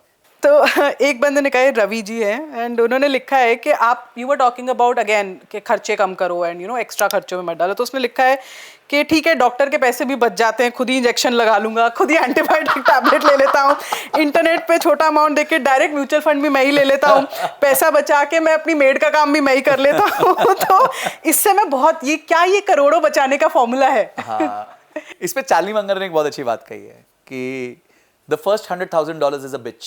मतलब जो पहला 1 करोड़ है, for example, is very difficult to get. Right. तो आप जैसे आपके पहले 10,000 फॉलोअर्स होते. हाँ, पहले 10,000 फॉलोअर्स होते हैं, उसके बाद कंपाउंडिंग हो जाती है. हाँ. तो ये जो पहला 1 करोड़ है ना, उसके लिए आपको तो ये करना पड़े तो ये भी कर लो, तभी आपका पैसा कंपाउंड होगा. बट जोक्स अपार्ट, अगर इतना करने की जरूरत नहीं है, खुद का इंजेक्शन मत लगाना भाई, वो सब मत करना. But yeah for the first 1 crore you have to really work a lot. The faster you get that 1 crore, the better it is कि आप आगे पैसा बना पाओगे. एक आपने क्या लिंक्डइन पे अंबानी फैमिली की कोई फोटो डाली थी? हाँ. ठीक है, उस पे आया है कि सर सिर्फ मेल मेंबर्स क्यों, क्या अंबानी फैमिली में औरतें कुछ नहीं करती? अरे यार, ये तो बहुत बड़ा वो फेमिनिज्म का फटका पड़ा था उस दिन. And it was one of my team members who had posted that photograph. And then God knows मतलब ये कैसे पकड़ी गई बात. We were talking about how the profits of the company were sure, मतलब कौन कौन से बिजनेस से सेगमेंट से कौन कौन सा प्रॉफिट आ रहा है. And I will tell you, this post alone has been the highest impression post in my life. मेरे हिसाब से इसमें कुछ 7-8 लाख इंप्रेशंस एक पोस्ट में आए हैं अभी तक, मतलब चलती रहेगी वो और आगे। बट या वैसे कोई हमारा एजेंडा नहीं था, and I had met Isha Ambani, they're one of the pillars of their organisation, and ऐसा कुछ था नहीं मेरे इंटेंशन में कि मैं उनको नाम mention अब आप जो cover up करना चाहते हो आप कर लो। But it was a very क्या कहते हैं innocent mistake, it was not intended. एक बहुत इंटरेस्टिंग किसी ने लिखा है कि जितने भी स्टॉक मार्केट और एमएफ के खिलाड़ी हैं अब यूट्यूबर बन गए और सब्सक्राइबर की क्वांटिटी बढ़ा रहे हैं और कमाई बढ़ा रहे हैं, अपनी एक्टिव इनकम अब यहाँ से बढ़ा रहे हैं। तो क्या लगता है आगे चल के मार्केट की स्थिति खराब होने वाली है क्योंकि ये सब यहाँ आ गए? देखिए अगेन ये जो कोर प्रिंसिपल है हमारा कि मार्केट्स को आप देखो ही मत, मार्केट्स को क्यों देख रहे हो? तो मार्केट्स ने अपना काम करना है, मैं तो मार्केट्स को कंट्रोल नहीं कर सकता। आज मार्केट्स गिर गई 2%, 3% भारी तरह से गिर गई, वो न्यूक्लियर बोल रहा हूँ, सॉरी, कुछ मिसाइल्स फायर हो गए, ये हो गया, वो ये तो होता रहेगा, पार्ट ऑफ लाइफ है। रादर आज तो हम ये देख रहे थे कि यार कुछ अच्छा गिरा है तो कुछ उठा ले, टाइम आ गया, कुछ थोड़ी सी एक एक्स्ट्रा बाइंग कर लें। तो आई थिंक क्या कहते हैं, हम अपनी एक्टिव इनकम बढ़ा रहे हैं, और मैं ये प्रपोज भी करता हूँ, सबको बोलता भी हूँ कि एक्टिव इनकम को बढ़ाते रहो। ये आपका मेन काम तो एक्टिव इनकम बढ़ाना है, फिर अपना पैसिव इनकम बढ़ जाती है। एक बंदे ने लिखा best comment in the entire podcast was कि lazy earns more than active investor. तो ये क्या लॉजिक था आपका? देखो मेरा लॉजिक बहुत सिंपल है कि आप कोई भी चीज को एफर्ट के साथ कैलकुलेट करो, ठीक है? आप जब एक्टिव इनकम करते हो तो मेहनत करते हो, तो पैसे बनते हैं। तो हमारे को ना यही धारणा बचपन से दे दी गई है कि आप ज्यादा मेहनत करोगे तो हार्ड वर्क वाली जो मैंने बात की। बट इन्वेस्टमेंट में ना ये टोटली उल्टा है। जितना आप इन्वेस्टमेंट से दूर रहोगे उतना ज्यादा अच्छा इन्वेस्टमेंट्स परफॉर्म करती है। तो the more passive you are, and it has been proven time and again in US also, lot of research has been done on this कि over 10 to 15 to 20 year horizons कोई भी mutual fund जो है वो index को ही beat नहीं कर पाता। Leave apart generating extra returns, वो कोई इंडेक्स को ही नहीं बीट कर पा रहा है। तो यानी कि ये वो गेम है जिसमें कछुआ ही जीतेगा, खरगोश नहीं जीतेगा। तो दिस इज दैट गेम। तो मतलब पढ़े रहो बस। yes, that's it. Yeah, that's the best ideal thing in life. I'll tell you a story about Ronald Reed करके एक व्यक्ति हैं। He was a janitor. Somebody asked me, sir, कितना financial intelligence जरूरी होता है आपको पैसा बनाने के लिए? जैनिटर क्या होता है यार? अरे हाँ, even I have heard that story. हाँ, it's a very famous story. हाँ. And झाड़ू मारने वाला व्यक्ति, हमारे यहाँ अगर कोई झाड़ू मार रहा है 5-6 हज़ार रुपये महीना कमा रहा है और वो समझो 500 रुपये बचाता है, वो क्या करेगा? वो लॉटरी की टिकट खरीदेगा। उस आदमी ने जो पैसे बचाए उससे उसने S&P 500 का इंडेक्स फंड खरीदा। He did it for round about 50 years. And he retired with $8 million. I think he's one of the top 0.5% in US. Right. अब आप सोचो उसने क्या इंक्रीमेंटल दिमाग लगाया। एबॉट लेबोरेटरीज में एक सेक्रेटरी, 1930-35 की बात है, उसने एक शेयर खरीदा था एबॉट का at $150 या $180. That landed up to become $3.5 million because she didn't do anything with it. She just stuck around with the company. Jack Ma की secretary had ESOPs, and Jack Ma used to keep on telling her थोड़ा time और कर ले. And in 30 years she retired as a super millionaire. Akriti Chopra, who's recently resigned from Zomato, she was the founding member. एक salaried व्यक्ति यार, उसका 600-700 करोड़ के shares हैं उसके. Ignatius Norhana, who's the managing director of DMart, owns 3% in that company as a CEO of that company, employee, salaried employee. ठीक है, salary भी उसकी जबरदस्त है, 5-6 करोड़ की है। बट जब उसने ज्वाइन किया वो HUL छोड़ के आया था। HUL का बहुत सीनियर मेंबर था और उसने DMart को बनाया, 20 साल दिए अपने, और उसको 3% इक्विटी कंपनी ने दी। आज उस कंपनी की वैल्यू 4 लाख करोड़ है। एक्चुअली ना ये धारणा बदलनी पड़ेगी। पीपल हैव टू रियलाइज कि salaried people can be very rich and they can become very. See, if you can not become rich if you are an earner, you will become rich if you are an owner. तो ownership आपको कहीं ना कहीं से लेनी पड़ेगी। आप ESOP रख लो, अगर आप कोई यंग स्टार्टअप में ज्वाइन करते हो, लोग आज ईसॉप के लिए भूखे होते हैं। बीच में प्रॉब्लम्स भी हुई ईसॉप की, but that doesn't take away the benefits of ESOP. हमने देख लिया काफी कंपनीज लिस्ट कर रही हैं, सब हो रहा है। सेकंड है, अगर आप नहीं कर पा रहे हो, वो नहीं कर पा रहे, तो किसी पब्लिकली लिस्टेड कंपनी में इक्विटी ले लो। आप डायरेक्ट नहीं ले पाते, आपको समझ नहीं है, तो आप म्यूचुअल फंड्स के थ्रू, म्यूचुअल फंड क्या कर रहे हैं, कंपनी में ओनरशिप्स ले रहे हैं और उसी ओनरशिप के आप भी भागीदार हो। तो जब तक आप कोई चीज को ओन नहीं करोगे, आप रिच नहीं बन सकते। अच्छा, एक वेरी इंटरेस्टिंग कमेंट है, मेरा लंदन जाने का इंतजाम कर दो सर, फिर वहां की एसेट एलोकेशन आपसे करवाऊंगा। तो कैसे उस बेचारे को लंदन भेजे हम? देखिए, लंदन जाना है तो बहुत सिंपल है। आप देखिए वहां पे किस चीज की शॉर्टेज है, वो स्किल पैदा कीजिए, वो स्किल सीखिए, फिर अप्लाई कीजिए और जाइए। मतलब उससे अपने पे तो पहले काम करना पड़ेगा। उसमें भी it's you have to work on yourself, there is no. एक क्योंकि हम ये एपिसोड गांधी जयंती के आसपास कर रहे हैं तो आपने शायद एक वीडियो निकाली है गांधी जयंती पे और उसमें लिखा है business lessons from Mahatma Gandhi. तो उसमें ऐसा फालतू की वीडियो मत बनाओ, हमें म्यूचुअल फंड के बारे में बताओ। तो गांधीगिरी अब नहीं चल रही। So I think people are not interested in, I think no on my platform they are not interested to hear anything else. They want to, अच्छा एक तरफ गाली भी देंगे सर आप एसआईपी एसडब्ल्यूपी करते रहे होते, फिर जब अगर मैं कुछ और करने जाता हूं तो बोले नहीं सर वही करो, वही ठीक था आपका। तो it is like becoming that कि ये आदमी से हमारे को यही सुनना है एंड हम एक्सपेरिमेंट करते रहते हैं कंटेंट में। I think this experiment didn't work at all for us. I think बस मेरे पास अभी कुछ यही कमेंट्स है, वरना ये मैं अगर चाहती तो ये सेगमेंट और 1 घंटा खींच सकती हूँ। बहुत सारे इंटरेस्टिंग कमेंट्स थे।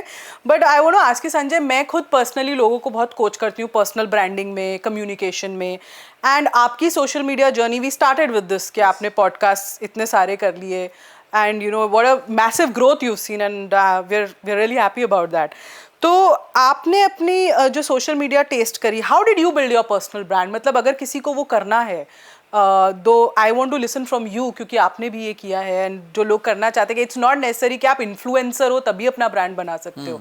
Personal brand is something very personal actually, तो हर कोई कर सकता है। तो what is your personal brand? अगर कोई जानना चाहे what does Sanjay Katuria stand for, तो वो क्या है आज? देखिए पर्सनल ब्रांडिंग जो मेरे लिए, I will come to this कि what do I stand for, but what is personal branding? I think एक मेरा बहुत अच्छा इंटरेक्शन हुआ था गौर गोपाल प्रभु से when I had the good fortune to meet him and we were speaking about content. I think you were also there at that time when we were speaking to him, and he used a word which stuck with me for very very long time, and I think that was my personal core belief भी वही था, तो शायद वो चिपक गया, मतलब वो kind of उसको क्या मिल गया, वो कहते हैं ना confirmation मिल गई, तो वो था authenticity. I think a lot of people think कि social media में आप तब super hit बनोगे जब आप किसी की तरह sound करोगे या किसी की तरह दिखोगे, अरे यार ये बंदा ऐसे बोलता है मैं भी ऐसा बोलना चाहूँगा, ये बंदा ऐसे बोलता है मैं भी ऐसा बोलूँगा। Everybody is unique. And India is a beautiful country. India में मैं हमेशा हंस के बोलता हूँ मोदी जी के भी फॉलोअर हैं, योगी जी के भी फॉलोअर हैं, राहुल जी के भी फॉलोअर हैं, अखिलेश कुमार के भी फॉलोअर, सबके फॉलोअर्स हैं। कोई गलत कोई सही नहीं है, किसी के ज़्यादा है किसी के कम है, that's about it. But people have love towards all of these leaders also, they are also bigger influencers. वही सबसे बड़े इन्फ्लुएंसर्स, उनके पास ही सबसे बड़ा वोट उनको मिलती है, 2-2 करोड़ 4-4 करोड़ 20-20 करोड़ वोट्स मिलती है। तो अगर आपको पर्सनल ब्रांडिंग बनानी है तो personal branding is really personal first of all, and be very authentic. जो आप रियली होना वही चीज़ें करो। अब जैसे आज मैं किसी बिजनेस वाले से कंसल्ट कर रहे थे, तो पहले मेरी एक डिस्कवरी कॉल थी 5 मिनट की, just asking him few things and उसने बोला सर ऐसे ऐसे करना है, मैं आप ही से करवाना चाहता हूँ, आप ही से कराना चाहता हूँ। एंड आई टोल्ड हिम कि मैं am not the right guy for this, very easy, I could have taken some money और मैं कर लेता, कुछ बता भी देता, इतना बता देता कि उसके लिए काफ़ी होता, मतलब उसको लगता कि उसको वैल्यू मिल गई। बट मुझे इस बात की सेटिस्फैक्शन नहीं होती कि शायद मैंने उसको उसके एंड गोल तक पहुँचाया। तो मैंने बोला भाई मैं नहीं कर सकता, I knew few people, I refer you to them, and अगर उनसे भी नहीं कराना तो यू चेकआउट कि किसी और से कराना तो आपको ना ऑथेंटिक होना बहुत जरूरी है। जो आप रियली चीज़ बिलीव करते हो, अगर मैं कहता हूँ म्यूचुअल फंड सही है, म्यूचुअल फंड में निवेश करो, एसआईपी करो, तो मैं वही कर रहा हूँ, मैं वही बता रहा हूँ। मैं कुछ ऐसा नहीं करता जो मैं बताता कुछ और हूँ और करता कुछ और हूँ।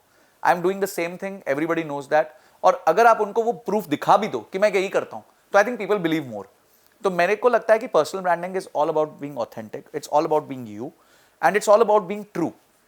आप अगर चोर हो ना तो चोरी रहो, कोई प्रॉब्लम नहीं है, it's okay, people will accept, a sect of people will accept you as that, true, ठीक है। तो बट अगर आप सच्चे हो तो आप सच्चे रहो, फिर आप चोर बनने की कोशिश मत करो। चोर हो तो सच्चा बनने की कोशिश मत करो, किसी दिन वो मुखौटा उठेगा, किसी दिन वो पर्दा उठेगा और you will be finished on this internet, because this audience is one side they love you, but one side when they start hating you फिर वो बख्शते भी नहीं है। तो इंडियन ऑडियंस वेरी इमोशनल।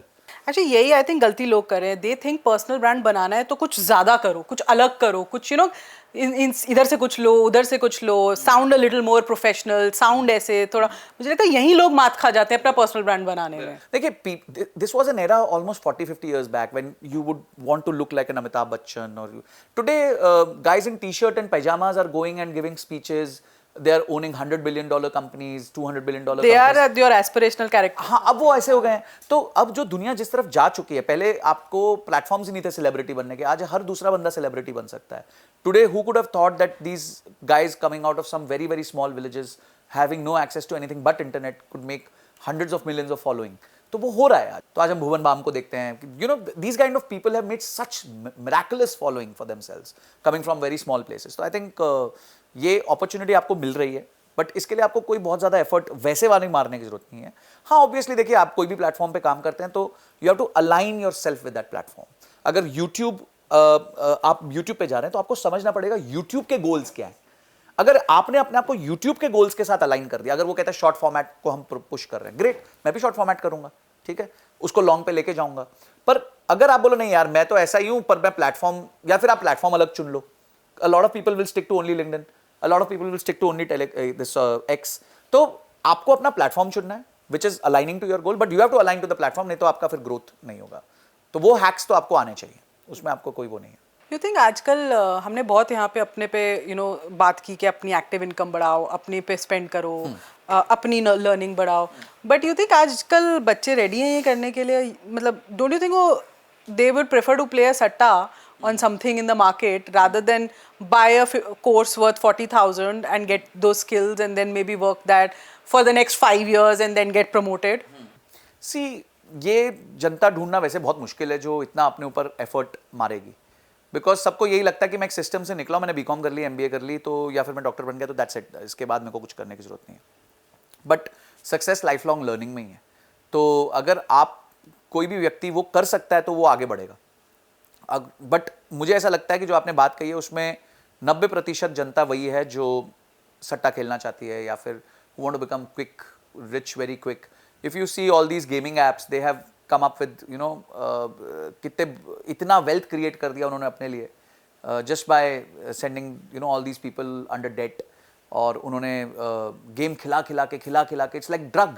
जैसे आप वो कहते हैं ना वहाँ पंजाब में चिट्टा खिला दिया, तो वैसे ये चिट्टा ही है, this is a form of चिट्टा। बहुत फेमस अर्नब का डायलॉग था ना, मुझे ड्रग दो, मुझे ड्रग दो, मुझे ड्रग दो। ये बिल्कुल वही हालत हो रही ये है वही आजकल। हालत है and it's very difficult to get off it. It's very bad situation, very bad situation. So can someone become a full time trader कि भाई मैं यही करियर ले लूँ और फुल टाइम ट्रेडर बन जाऊँ और उसमें लर्निंग कर लूँ, या कैसे कर लूँ? Can that be possible? देखिए, full time career in trading is absolutely possible, but see if you want to become a full time doctor तो आपको हॉस्पिटल जाना ही पड़ेगा, आपको अच्छे डॉक्टर से मिलना ही पड़ेगा, तभी आप एक फुल टाइम डॉक्टर बन सकते हो, नहीं तो आप बन ही नहीं सकते ना। घर पे बैठ के तो फुल टाइम डॉक्टर नहीं बन सकते। पर इसको लोग स्किल नहीं समझते ना, इसको लोग पास, हाँ, तो इसको लोग समझते सट्टा है, हाँ, खेलते सट्टे की तरह है और सोच रहे हैं मैं फुल टाइम करूंगा। अगर आपको इसको फुल टाइम करना है तो इसका बहुत सिंपल प्रोसेस है। आप इसकी लर्निंग लो, आप इसके हिसाब से जॉब करो। ये बड़ी बड़ी कंपनीज है, मोतीलाल ओसवाल, आईआईएफएल, जीरोधा, जितनी बड़ी ब्रोकर कंपनीज है सब ट्रेडिंग करती हैं, सबकी प्रॉप ट्रेडिंग डेस्क है। आप जाओ उसमें एंट्री लो, बैठो, 3 साल सीखो, 4 साल सीखो, उन सबकी संगति में रहो, सीखो कैसे स्टॉप लॉस लेते हैं, सीखो कैसे प्रॉफिट बुक करते हैं, सीखो एक्सट्रीम सिचुएशंस को कैसे डील करते हैं। भाई आज अगर एक व्यक्ति पायलट बनता है तो वो पहले दिन कैप्टन की सीट पे नहीं बैठता, उसको 1000 घंटे की फ्लाइंग लगती है और वो उस 1000 घंटे में कैप्टन के बगल में बैठा होता है। वो देख रहा होता है यार इस सिचुएशन में कैप्टन ने कैसे रिएक्ट किया, इस सिचुएशन में कैप्टन ने कैसे रिएक्ट किया, लैंडिंग स्मूथ कैसे करी, टप्पे वाली कैसे करी जिसमें बहुत झटका लगता है, टेक ऑफ स्मूथ कैसे हुआ, हेल्प करता है अपने कैप्टन को। इसी तरीके अगर आप ट्रेडर बन रहे हो तो पहले 2-3 साल आपको हेल्प करनी पड़ेगी, सीखना पड़ेगा। उसके बाद जिस दिन आपकी एक्टिव इनकम से ज्यादा आपकी ट्रेडिंग इनकम हो जाए, बन जाओ फुल टाइम ट्रेडर अपने हिसाब से। वैसे मुझे क्वेश्चन पहले पूछना चाहिए था, आपने तो ईशा अंबानी को छोड़ दिया उस फोटो में, बट एक स्टडी में देख रही थी जिसमें लिखा था women investors tend to achieve more positive returns than men and they actually outperform men by 40 basis points. ये कोई रिसर्च थी, बाय फिडेलिटी इन्वेस्टमेंट्स ने करी थी। तो ऐसा क्यों है कि इसलिए कि हमने मतलब women don't go through any formal education for this also as well, but ऐसे कि हम इनबिल्ट ही ऐसे हैं, हमें रिस्क लेने में थोड़ा वो होता है, हम नेगोशिएशन को बजा के करते हैं, तो इसलिए यहाँ भी देखते हैं हम इमोशन पे शायद वैसे इम्पल्स पे ज्यादा नहीं खेलते। Is it because of those reasons? I think one side is positives of females and one side is negatives of males. तो negative of male is that they are वो सारे जुआरी हैं। By attitude a male is a जुआरी, उसको मन करता है, उसको इच्छा करती है, जैसे उस पे पैसा आएगा वो कोशिश करेगा मैं कहीं ना कहीं कि मैं 10 ट्रेड्स ले लूं। हाँ 10 ट्रेड्स ले लेता हूँ, या ओवर कॉन्फिडेंस बायस कहते हैं, ओवर ट्रेडिंग बायस कहते हैं। ये सब पर्सनल फाइनेंस के बिहेवियर ट्रेट्स हैं और वो मेल्स ज्यादा करते हैं क्योंकि मेल्स बहुत ज्यादा एक्टिव होते हैं। फीमेल्स क्या पैसिव इन नेचर होती हैं, तो क्योंकि वो पैसिव इन नेचर होती है वो पैसिव इन्वेस्टमेंट्स करती हैं। और मैंने आपको बताया कि इस गेम में जीतेगा कछुआ, तो अगर आप कछुआ हो यानी कि आप पैसिव हो, आप सिर्फ धीमे धीमे धीमे धीमे धीमे चल रहे हो, तो you will win this game very easily, you will win this game.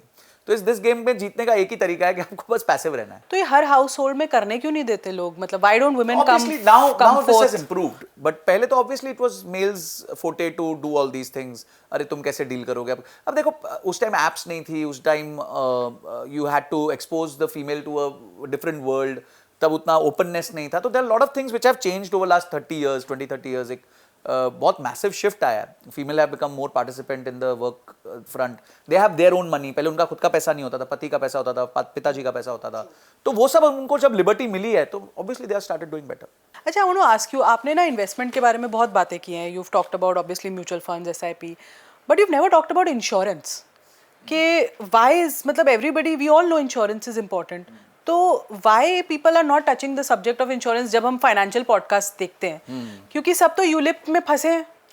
मतलब हर एक के पास आप किसी से पूछ लो, भाई आपने क्या इन्वेस्टमेंट किया इंश्योरेंस में, यूलिप उठाया है जी, and they are very proud of it.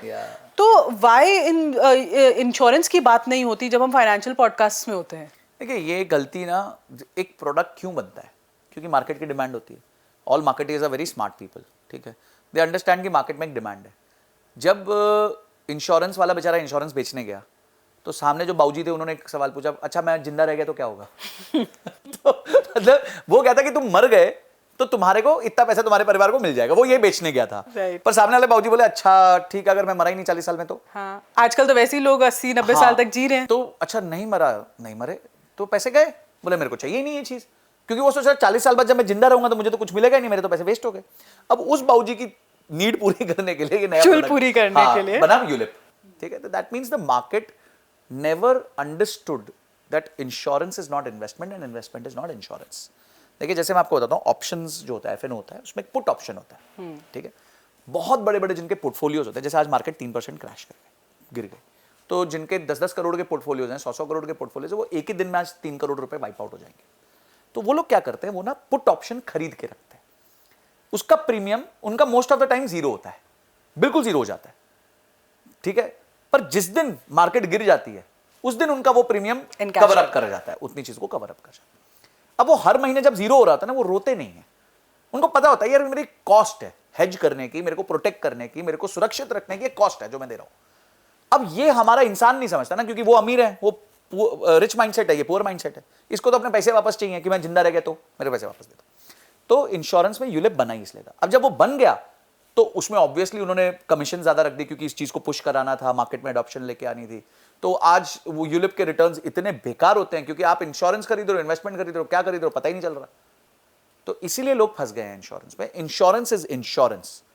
If you die it will go to your family. If you don't die, very good, वो पैसा गया. Just assume it's gone. It's okay, it was there to protect you in an extreme circumstance. और अगर आपको, मैं कहता हूं कि अगर आप लाइफ इंश्योरेंस नहीं खरीदना चाहते, मत खरीदो, अगर आपके ऊपर कोई लायबिलिटी नहीं है तो. हमें इसको कहते हैं डाइम. अगर आप पे डेट है, ठीक है, आपकी इनकम, आपका मॉर्गेज, आपका एक्सपेंस. ठीक है, तो अगर आपके ऊपर डेट और मॉर्गेज है तो जितना डेट और मॉर्गेज का आपका नंबर है उतने का इंश्योरेंस ले लो. एक्सपेंस जो बन रहा है उसका आप 20 टाइम्स का इंश्योरेंस अगर आपका परिवार है तो. अगर आपका परिवार नहीं है, उधार नहीं है, मॉर्गेज नहीं है, कुछ भी नहीं है, तो काहे कर रहे हो इंश्योरेंस यार? करो ही मत, जरूरत ऐसे तो कम ही लोग होंगे थोड़े. हाँ, मतलब मैं सिर्फ एग्जांपल दे रहा हूं. या फिर आपने अगर समझो पहले 5 साल परिवार बनाया नहीं, या फिर you didn't do anything, you didn't have a marriage और you didn't have a kid, तो मत करो, बाद में कर लेना. इट्स ओके, थोड़ा प्रीमियम सब ज्यादा, उल्टा जो वो प्रीमियम बचा रहे हो वो आज इन्वेस्ट कर दो. तो इंश्योरेंस के लेके बहुत गलत धारणाएं हैं मार्केट में. मैं कुछ बातें करता हूं इस पे, पर बहुत ज्यादा नहीं बात करता, because I am not an insurance agent, I am not an insurance IRDA certified, all these things. But मेरा फोकस बहुत सिंपल है. एक हेल्थ इंश्योरेंस होनी चाहिए. मेरी हेल्थ इंश्योरेंस ऐसी है जिसमें अगर मैं दुबई में भी बीमार होऊंगा तो मैं कवर हो जाता हूँ. और वो ऐसे नहीं है खाना पूर्ति के लिए 2 लाख की हेल्थ ले ली, 5 लाख की ले ली, because health cost have gone up by 2 times over last 5 years. जो हार्ट सर्जरी पहले 3-4 लाख की होती थी, 8-10 लाख की होती है. तो खुदा ना खास्ता कुछ हो गया तो you should be well covered for all these things, and you should be well covered everywhere. तो if I can afford I will do that. Second is मेरी एक लाइफ इंश्योरेंस है. वो लाइफ इंश्योरेंस है. जी गया तो पैसे गए, नो प्रॉब्लम, उसमें कोई प्रॉब्लम नहीं. मर गया तो मिल जाएंगे मेरे नेक्स्ट ऑफ किन को. तो this is how the insurance world has to be thought of. आप लोग ने, हमारे एक कॉमन फ्रेंड है जो हमेशा बोलते हैं मेरे पास ये वाली LIC अब एक्सपायर हो रही है, ये वाली LIC अब एक्सपायर हो रही है, ये वाली LIC अब एक्सपायर हो रही है, ये वाली. He has 7 LICs. अच्छा, एक दिन मैंने उनको समझाया, मैंने एक्सेल पे पूरा कैलकुलेशन किया. अच्छा, मैंने कब कब पैसे दिए, अच्छा इस दिन दिए, अच्छा अब कब पैसे वापस आएंगे, इस दिन आएंगे, मतलब रिटर्न इज 4%. तो वो बेचारे, नहीं अब मैं इसको तोड़ देता हूं, अब मैं इसको SIP कर देता हूं, अब मैं ये कर. तो when they were buying they didn't know about it. इसलिए इंश्योरेंस वालों में ना एक बड़ी अच्छी कहावत है एजेंट्स में. वो बोलते हैं कि अगर हम किसी घर में गए कोई इंश्योरेंस का प्रोडक्ट देने, और वहां पे किसी व्यक्ति ने ये पूछ लिया कि इस प्रोडक्ट का IRR क्या है, तो मतलब हम जो पड़ी हुई चाय वो छोड़ के निकल जाते हैं, क्योंकि हमें पता है अब ये घर में इंश्योरेंस ये वाली इंश्योरेंस नहीं बिकेगी, ये नहीं बिकेगी, क्योंकि IRR रिटर्न्स होते ही नहीं ना, 4-5% के रिटर्न्स होते हैं उसमें। तो आपको इंश्योरेंस को, इन्वेस्टमेंट को एकदम अलग रखना है। Insurance is insurance, investment is investment. I wish ये माइंडसेट डेवलप हो लोगों में, बिकॉज Hopefully अभी देखिए, तो हम तो नहीं, अपना कोशिश करेंगे। हाँ अभी तो मुझे नहीं लगता लोग इंश्योरेंस को इतना विदाउट थिंकिंग कि यार अगर ये मैं जी गया हाँ। और ये चले गए पैसे, वो ये सोच रहे हैं, मतलब they are just thinking in a very wrong manner, they are not looking at it from a protection standpoint कि यार मेरे को प्रोटेक्ट करने के लिए, अगर आपने फायर इंश्योरेंस खरीदी है तो आप ये प्रे नहीं करते कि फायर लग जाए, आप ये सोचते हो कि लग गई तो एटलीस्ट कुछ बच जाए। तो ULIP you are saying it's a complete no? Absolute no, absolute zero investments on ULIP. इससे अच्छा म्यूचुअल फंड्स करो, ETFs करो, SIP करो। तो अगर लेना है तो plain life insurance? Plain life insurance, plain vanilla life insurance, मरे तो इतना, जिए तो कुछ नहीं, बस। Got it. जिसे टर्म इंश्योरेंस कहते हैं। अच्छा, यू नो SIPs हम बहुत सुनते हैं ऑब्वियसली, सडनली ETFs का बहुत बोलबाला हो रहा है, at least on social media. I don't no real life में कैसा, ट्रेडर कम्युनिटी में क्या हो रहा है, बट व्हाट ये ETF का क्या चक्कर है? मतलब is it a good instrument to get into, या लोगों को करना चाहिए try ETF? Can you tell little bit about it? ETF और MF में एक मेजर जो डिफरेंस है वो ये है कि MF इज नॉट, उसका प्राइस ना हर सेकंड अपडेट नहीं होता। जैसे रिलायंस का शेयर है तो आप हर सेकंड उसका प्राइस देख सकते हो, ऊपर गया नीचे गया, ऊपर गया नीचे गया। राइट। म्यूचुअल फंड का प्राइस हर रोज, हर सेकंड ऊपर नीचे नहीं होता, दिन में एक बार पता चलता है, जिसे हम NAV कहते हैं। अब म्यूचुअल फंड अगर ट्रेड होने लग जाए तो वो ETF होता है। अच्छा, तो आप हर मिनट म्यूचुअल फंड का प्राइस देख सकते हो। तो म्यूचुअल फंड के पास 50 स्टॉक्स हैं, वो 50 स्टॉक्स के मूवमेंट के बेसिस पे NAV हिल रहा है, लाइव आप देख सकते हो, वो चीज ETF। तो आपको स्क्रीन के सामने बैठा रहना पड़ेगा हाँ, अगर मुझे कुछ ना। देखिए, for somebody who wants to do pure passive investing, it's mutual funds. अब जब ETF होता है ना, तो ETF में कुछ स्ट्रैटेजीज बना सकते हो आपकी, ठीक है, अगर ETF इतना फॉल होगा तो मैं खरीद लूंगा, इतना फॉल होगा तो मैं खरीद लूंगा, पर उसके लिए फिर आपको हल्का सा एक्टिविटी डालना पड़ेगा। ETF is bit less riskier than direct stock investing, because समझिए आपने, जैसे मैंने बहुत पहले एक बार एक शेयर लिया कंपनी का, Gitanjali Gems. I took 5 lakh rupees worth of shares, कंपनी डब्बा हो गई, वो भाई भाग गया मेहुल चौकसी और अपना जीरो हो गए, ठीक है। पर एक ETF ये नहीं होगा, बिकॉज ETF के अंडर एक इंडेक्स होता है, उसमें 30 शेयर, 50 शेयर, 100 शेयर होते हैं। तो your money will never go zero नहीं होगा। अच्छा, दूसरा क्या होता है, बहुत सारे लोग स्विंग ट्रेडिंग ये सब करते हैं फ्यूचर्स एंड ऑप्शंस में। फ्यूचर्स एंड ऑप्शंस में ना एक्सपायरी होती है। अगर समझो आज आपने किया और 3 दिन बाद एक्सपायरी और आपके हिसाब से पोजीशन नहीं बनी, तो आपका पैसा गया, ये काटनी पड़ेगी, खत्म गया, मतलब यूर डन। ETF क्या है? ETF is a holding instrument. अगर 3 दिन में आपके फेवर में नहीं गया तो आप रोक लो, होल्ड कर लो, अगर आप में क्षमता है तो आप होल्ड कर लो उसको, अगले महीने काट देना, कम रिटर्न्स के साथ काट देना। पर आपको ये टेंशन नहीं होगी ओवरनाइट की यार मेरा मैटर जीरो हो जाएगा यार, क्योंकि कल एक्सपायरी है या परसों एक्सपायरी है। तो ETF में ट्रेड करने में कोई प्रॉब्लम नहीं है? एब्सोल्युटली नहीं है, बहुत अच्छा people can try it if they learn about it. थोड़ा सीखो, ऑब्वियसली सीख लो और ट्रेड करो। और ETF में सबसे बड़ी जो मेरे को अच्छी चीज लगती है वो यही है कि it never goes to zero, because it has a basket.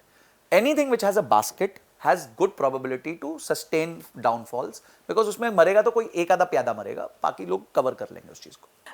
Sanjay, you know दे से time is your friend but impulse is your enemy, और आप भी ये कहते हो यार कि अगर पहला 1 करोड़ कमाना है तो अगर झाड़ू मारना पड़े तो मार लो, मतलब जहाँ बचा सकते हो आप बचा लो। पर संजय, मुझे लगता है ना आज की, and why I am saying आज की जनरेशन, क्योंकि मेरे कजन्स हैं, मैं उनको देखती हूँ, they are in their 20s अभी, वो नहीं अपने आप को रोक पाते। वो इम्पल्स पे, मतलब उनको अगर किसी को इम्प्रेस करना है तो करना ही है, मतलब क्या करें, वहाँ खर्चा करना है, किसी के सामने कुछ शो ऑफ करना है तो करना है। तो क्या ये बातें, क्योंकि बातें हैं तो इसलिए अच्छी लग रही हैं, बट रियल लाइफ में वो लड़के लड़की को करना बड़ा मुश्किल हो रहा है, बिकॉज ये चीज़ें भी मेच्योरिटी से आती हैं। तो वो 20-year-old क्या करे? I want to know that, and from a real you know practical point of view, कि वो क्या करे, क्योंकि वो इम्पल्स को नहीं रोक पाता है। तो वो कैसे अपने पैसे को फिर भी थोड़ा कुछ इन्वेस्ट करे, कहीं अपनी एक्सपेंसेस उसको पता है ऊपर नीचे है तो वो करे, ऐसे वो जीना तो नहीं छोड़ सकता है। तो what do you suggest on that? क्योंकि मेरे को लगता है सिर्फ बोलने से वो 20-year-old नहीं समझने वाला ये पॉइंट। देखो, इसमें बहुत सिंपल तरीके हैं। पॉइंट नंबर 1, आपने बोला इम्पल्स है, करना ही करना है, तो या तो आप ये तय कर लो कि भाई अपना फाइनेंशियल फ्रीडम डीले होने वाला है। If you are okay with that, it's okay. A lot of my friends who were earning as good as I was और या मुझसे बेटर आज भी काम कर रहे हैं, ज़्यादा पैसे नहीं डाल पा रहे, बिकॉज उन्होंने they chose luxury over time. I chose time over luxury, तो चॉइस है, मैटर ऑफ चॉइस है। राइट। वो फ्री नहीं हो पा रहे, शायद अगले 10 साल भी फ्री नहीं हो पाएंगे, जबकि मेरे जितनी तनख्वाह पे थे या मुझसे आसपास थे। सेकेंड ऑप्शन है क्या बोलो, नहीं यार मेरे को करना भी है और थोड़ा ये भी करना है, थोड़ा मत कुछ दोनों आई थिंक वो ही सब चाहते हैं। हाँ, वो ही सब चाहते हैं। तो ना पैसे को अपनी आंखों के सामने से गायब कर दो, यानी कि आप है ना, जैसे एस्क्रो मैकेनिज्म होता है, एस्क्रो मैकेनिज्म क्या होता है कि एक पर्टिकुलर अकाउंट में पैसा आया तो उसको स्टैंडिंग इंस्ट्रक्शन होती है कि इतना पैसा इस अकाउंट से आउट करके दूसरे अकाउंट में भेज दो, और वो पैसे को आप मत देखो। ये मैं बिजनेसेस को भी जब कंसल्ट करता हूँ ना, मैं ये बात बोलता हूँ। जैसे हमारा खुद का एक बिजनेस है, तो हम उसमें क्या करते हैं, जो भी रेवेन्यू आता है उसका 2.5%, क्योंकि उसमें बहुत मार्जिन है नहीं, 2.5%, अगर हमें 1 करोड़ रुपए आया महीने का, तो 2.5 लाख रुपए हम एक दूसरे अकाउंट में, हमारे पास है ही नहीं, एक्सेस ही हटा दो, एक्सेस ही नहीं है, दिखता ही नहीं है वो पैसा, एफडी में डाल चुके हो, वो भी इस अकाउंट की एफडी में नहीं होता, अलग अकाउंट की एफडी में होता है, क्योंकि इस अकाउंट की एफडी में तो वो फिर आप स्वीप इन कर सकते हो, स्वीप आउट कर सकते हो, फिर से विजिबिलिटी दिखती है, ये दिख रहा ही नहीं है भाई, पैसा हमारा है ही नहीं, जिसे हम रेनी डे फंड कहते हैं। और काफी ऑर्गेनाइजेशंस ऐसे इस पैसे की वजह से बचती हैं बाद में, जो आपके केस में भी होगा। तो अगर आपकी तनख्वाह 30,000 रुपए महीने, 5,000 रुपए महीने, 4,000 रुपए महीने, 3,000 रुपए महीने साइड कर लो, देखो ही मत उस पैसे को। ये 27 है ना, इसी में इंप्रेस करना है, इसी में खाना है, इसी में पीना है, जो करना है इसी में करना है, 3 है ही नहीं अपने पास। अगर आप ये भी डिसिप्लिन बिल्ड कर गए ना, तो आप बहुतों से बहुत आगे निकल जाओगे। तो have a 2 account system, move this money out, don't have it in front of your eyes, और उसको अपना कंपाउंडिंग पे लगा दो, इमीडिएटली बाहर कर दो उसको। चलो ये तो 20s के एज ग्रुप की बात हो गई। अगर एक हस्बैंड एंड वाइफ है जो फेयरली मिडिल क्लास बैकग्राउंड में है, मे बी कंबाइंड इनकम उनकी हो सकती है 1.5 लाख के अंदर हो, and maybe they have a child, maybe they are planning for one, तो उसमें कैसे एक्सपेंसेस डिवाइड करें, इन द सेंस कि कितना कौन इन्वेस्ट करे, किस चीज़ में इन्वेस्ट करे, कौन घर किस पैसों से चलाए, क्या ऐसी कोई इक्वेशन हमें रखनी चाहिए? बिकॉज आजकल तो आई मीन मोस्टली सारे हाउस होल्ड्स में the husband and the wife both are working, पर आई थिंक वो अपने फंड्स की यूटिलाइजेशन शायद बहुत ऑप्टिमम वे में नहीं कर पाते हैं। सो इसमें कोई आपका कोई इक्वेशन है, you think you can give some advice? तो इसमें आप क्या, जो कपल है, कपल फाइनेंसेस कहते हैं हम इसको, Okay. तो मैं जो कपल फाइनेंसेस को एडवाइस करता हूँ, देखिए पैसे पे ना झगड़े भी हो जाते हैं, ऑब्वियसली पैसे एक ऐसा चीज है, बहुत सेंसिटिव मैटर है। तो अगर आप ग्राउंड रूल्स डे 1 सेट कर लो, तो broadly you will be in this. वो कभी कभी कहते हैं ना, वाइफ कहती है कि मेरे पैसे तो मेरे हैं, तेरे पैसे तेरे भी मेरे हैं, तेरे हमारे, तो मेरे पैसे मेरे, तेरे हमारे, ठीक है। तो वो चलो jokes apart, but what you can do is you can budget how much you are spending in a month, and proportionate to your income you can contribute to a joint account. So for example, husband is earning 1 lakh rupee, wife is earning 1 lakh rupee, 2 lakh रुपए कमा रहे हैं, दोनों equal कमा रहे हैं, तो भाई घर का खर्चा चल रहा है 70,000 रुपए, तो ये अपना 35,000 रुपए इस अकाउंट में डाल दे, ये 35,000 रुपए इस अकाउंट में डाल दे, ठीक है। तो अब आपके पास दोनों ने 35,000 रुपए डाल दिए। अब उसके पास जो पैसा है वो उसका है, इसके पास जो पैसा है वो है अवेलेबल है। अब ये लोग जो पैसा बच रहा है उससे कोई बड़ा एक्सपेंस करना है, for example now they want to go for a house, तो वो जॉइंटली बैठ जाए कि ठीक है जी, हम जॉइंट पे जा रहे हैं, हम इतना डाउन पेमेंट करेंगे, साथ में करेंगे, और उसके बाद हम उसकी ईएमआई को अगेन हम कॉमन पूल से डाल देंगे। उसके बाद वाइफ बोल सकती है कि भाई ये वाली इन्वेस्टमेंट मैं अपने बच्चे के लिए कर रही हूँ, ये अलग से कर रही हूँ, ये मैं अपने लिए कर रही हूँ कि भाई कल को मुझे कुछ ऊपर नीचे आफत, मेरे को मेरे डिजायर्स है जो मैं नहीं चाहता तुमसे लूँ, तो उसके लिए कर रही हूँ। हस्बैंड कहता है ठीक है, हस्बैंड बोलेगा ठीक है मैं गाड़ी हम ले लेते हैं, तो गाड़ी के लिए मैं ये 5 साल का इन्वेस्टमेंट कर रहा हूँ। तो आप अपने गोल्स डिस्ट्रीब्यूट कर सकते हो। हस्बैंड कह सकता है एक गोल मैं पकड़ लेता हूँ, वाइफ कह सकती है एक गोल मैं पकड़ लेती हूँ, डिपेंडिंग अपॉन देयर इनकम्स। अगर दोनों की 1 लाख नहीं है, किसी की कम है किसी की ज्यादा है, वो उस हिसाब से अपना गोल पकड़ ले। पर कॉमन पूल में आप प्रपोर्शनेट अपना पैसा डाल दो कि अगर अपना घर का 70,000 रुपए चाहिए और दोनों आप एक जितना कमा रहे हो, तो 35,000 रुपए दोनों डाल दो, कोई झगड़ा ही नहीं होगा, कोई आफत नहीं होगी, और गोल्स डिस्ट्रीब्यूट कर लो कि ये गोल तेरा, ये गोल मेरा, ये गोल तेरा, ये गोल मेरा, दैट्स इट। अच्छा, कभी कभी क्या होता है, हस्बैंड कहता है देख मैं you please work, I can build something better, so I need this 2 years or 1 year of mine. So obviously wife will take some this, then wife will say ठीक है अभी we are planning for a kid or we are planning for a family, I can't work, I'll take a back seat. I'll take a back seat। तो ये तो देखो आपकी life है, 25 30 50 साल का रिलेशन होता है, तो उस बीच में आपको ये एक फेजेस देने पड़ते हैं दोनों को, कभी आप किसी को स्कोप दे रहे हो, कभी आप किसी को स्कोप दे रहे हो, दैट्स व्हाट। और थोड़ा सा फंड हस्बैंड एक्स्ट्रा रख सकता है वाइफ को गिफ्ट्स देने वो के तो लिए। देखिए वो तो दोनों के लिए है, हस्बैंड का भी बर्थडे आता है, ऐसा थोड़ी कि सिर्फ वाइफ का बर्थडे आता है। नहीं, क्योंकि बहुत से रिलेशनशिप्स टूटते हैं इसकी वजह से, हाँ, and they don't understand how to manage it, क्योंकि दे आर सो प्रोटेक्टिव कि यार ये मेरा पैसा है, हाँ। और उनको समझ नहीं आता कि you have to build the life together. Yes. तो ये इसलिए मैं चाहती थी कि आप एक क्वेश्चन डालें। इनफैक्ट बहुत सी विमेन है, जैसे अभी आपने कहा कोई प्रेगनेंसी के टाइम बैक सीट ले लेती है, हाँ। फिर वो वापस सिस्टम में आना चाहती है। आपके पास आने से पहले I was again discovery call चल रही थी एक के साथ, and she is pregnant with twins, and she is like Sanjay, me and my husband we are thinking that after these kids grow to 18 years, इन दोनों के पास 15-15 करोड़ रुपए होने चाहिए। मेरे बड़े अमीर बच्चे बनने वाले यार, मेरे माँ बाप ने तो कभी सोचा नहीं ऐसा। हमें ही गोद ले लो, उनको बोलो आप। तो मैंने बोला कि why did this, how this 15 crore number popped up, you know, कहाँ से है, जादुई नंबर है। तो she didn't have an explanation, obviously I didn't expect। जादुई तो नंबर है, जादुई नंबर था, 15 करोड़ रुपए। क्या करेंगे वो? तो now इसके लिए ऑब्वियसली अगर उनको उतना गोल रहता है उनका, तो that means that family would be earning a reasonable amount of money, they would be earning 7-8 lakh rupees a month, और फिर वो ये सोच सकते हैं, क्योंकि एक 15 करोड़ का कॉर्पस अगर उनको 18 साल में बनाना है तो they need to invest consistently 1.25 से 1.5 लाख रुपए महीना, तब जाके वो शायद वो नंबर अचीव कर पाएंगे. तो then you know the conversation went around these things only, that I have taken a sabbatical, right now I am at a very low salary, I'm just doing part time and all that. This is what happens in life, this is life. हाँ, क्योंकि जब sabbatical होता है, especially for women ना, when they come back into the system, they sometimes are not able to get to that position. Absolutely. Or that, I got a question today, and it was a very beautiful question again. Somebody posted on LinkedIn that she wants to know that how women who resume from a sabbatical and खासकर pregnancy sabbatical, they get 30, ये एक research है, 30 to 40% कम हो जाती है उनकी salary. पर ऐसा क्या है, मतलब why? क्या उसकी skill कम हो जाती है? It is arm twisting. It is pure play arm twisting. मतलब मैं इसमें I am unapologetic on this. It is complete arm twisting because वो लड़की को लगता है यार मेरे पास ऑप्शन नहीं है, opportunity नहीं है, और कंपनी को लगता है कि हम इसको जितना कर सकते हैं, इसके पास तो जॉब वॉब होगा नहीं. तो इट इज वेरी वेरी क्या कहते हैं, वल्चर अप्रोच है ये. तो अब है तो है, अब दुनिया ऐसे चलती है, तो you need to cover up on that. ये वल्चर अप्रोच से अभी हम काफी टाइम सुन रहे हैं on this toxic work cultures, and people are committing suicide. मैं तो इतनी न्यूज़ कभी जिंदगी में नहीं सुनी कि लोग वर्क प्रेशर की वजह से सुसाइड कर रहे हैं. Are companies really pushing to an extreme अब के लोग अपने लाइफ को देने को तैयार है? मतलब what is the way out? क्योंकि ये भी यार एक विशियस सर्कल है. मेरे को पैसा चाहिए इसलिए मैं यहाँ काम कर रहा हूँ, मेरे को एक ब्रांड के साथ काम करना है, तो वो बंदा कैसे छोड़े वो? तो देखिए again two counts on this is, one is I think people's tolerance has also gone down. ऐसा नहीं था वर्क प्रेशर पहले नहीं होते थे, वर्क प्रेशर हमेशा से रहे हैं, but they have increased over time and tolerance has decreased over time. तो दो उल्टी चीजें हो गई. उल्टा होना चाहिए था, work pressure should have reduced and tolerance should have increased, but वो हुआ नहीं. तो that is point number 1. Point number 2, I think even people's expectations खुद एक जॉब से बहुत ज्यादा हो गई है. उनको है कि हर 2 साल में मेरे को प्रमोशन चाहिए. They have also become hyper competitive, and when you enter that ring with hyper competitive people, some people are very, they love that culture. कुछ लोग they just live off it. हाँ, दे थ्राइव, उनको मजा आता है ये सब करके. And there are some people who are gullible, who don't want to do this. वो परसेंटेज ज्यादा है, वो परसेंट बहुत ज्यादा है, बहुत ज्यादा है.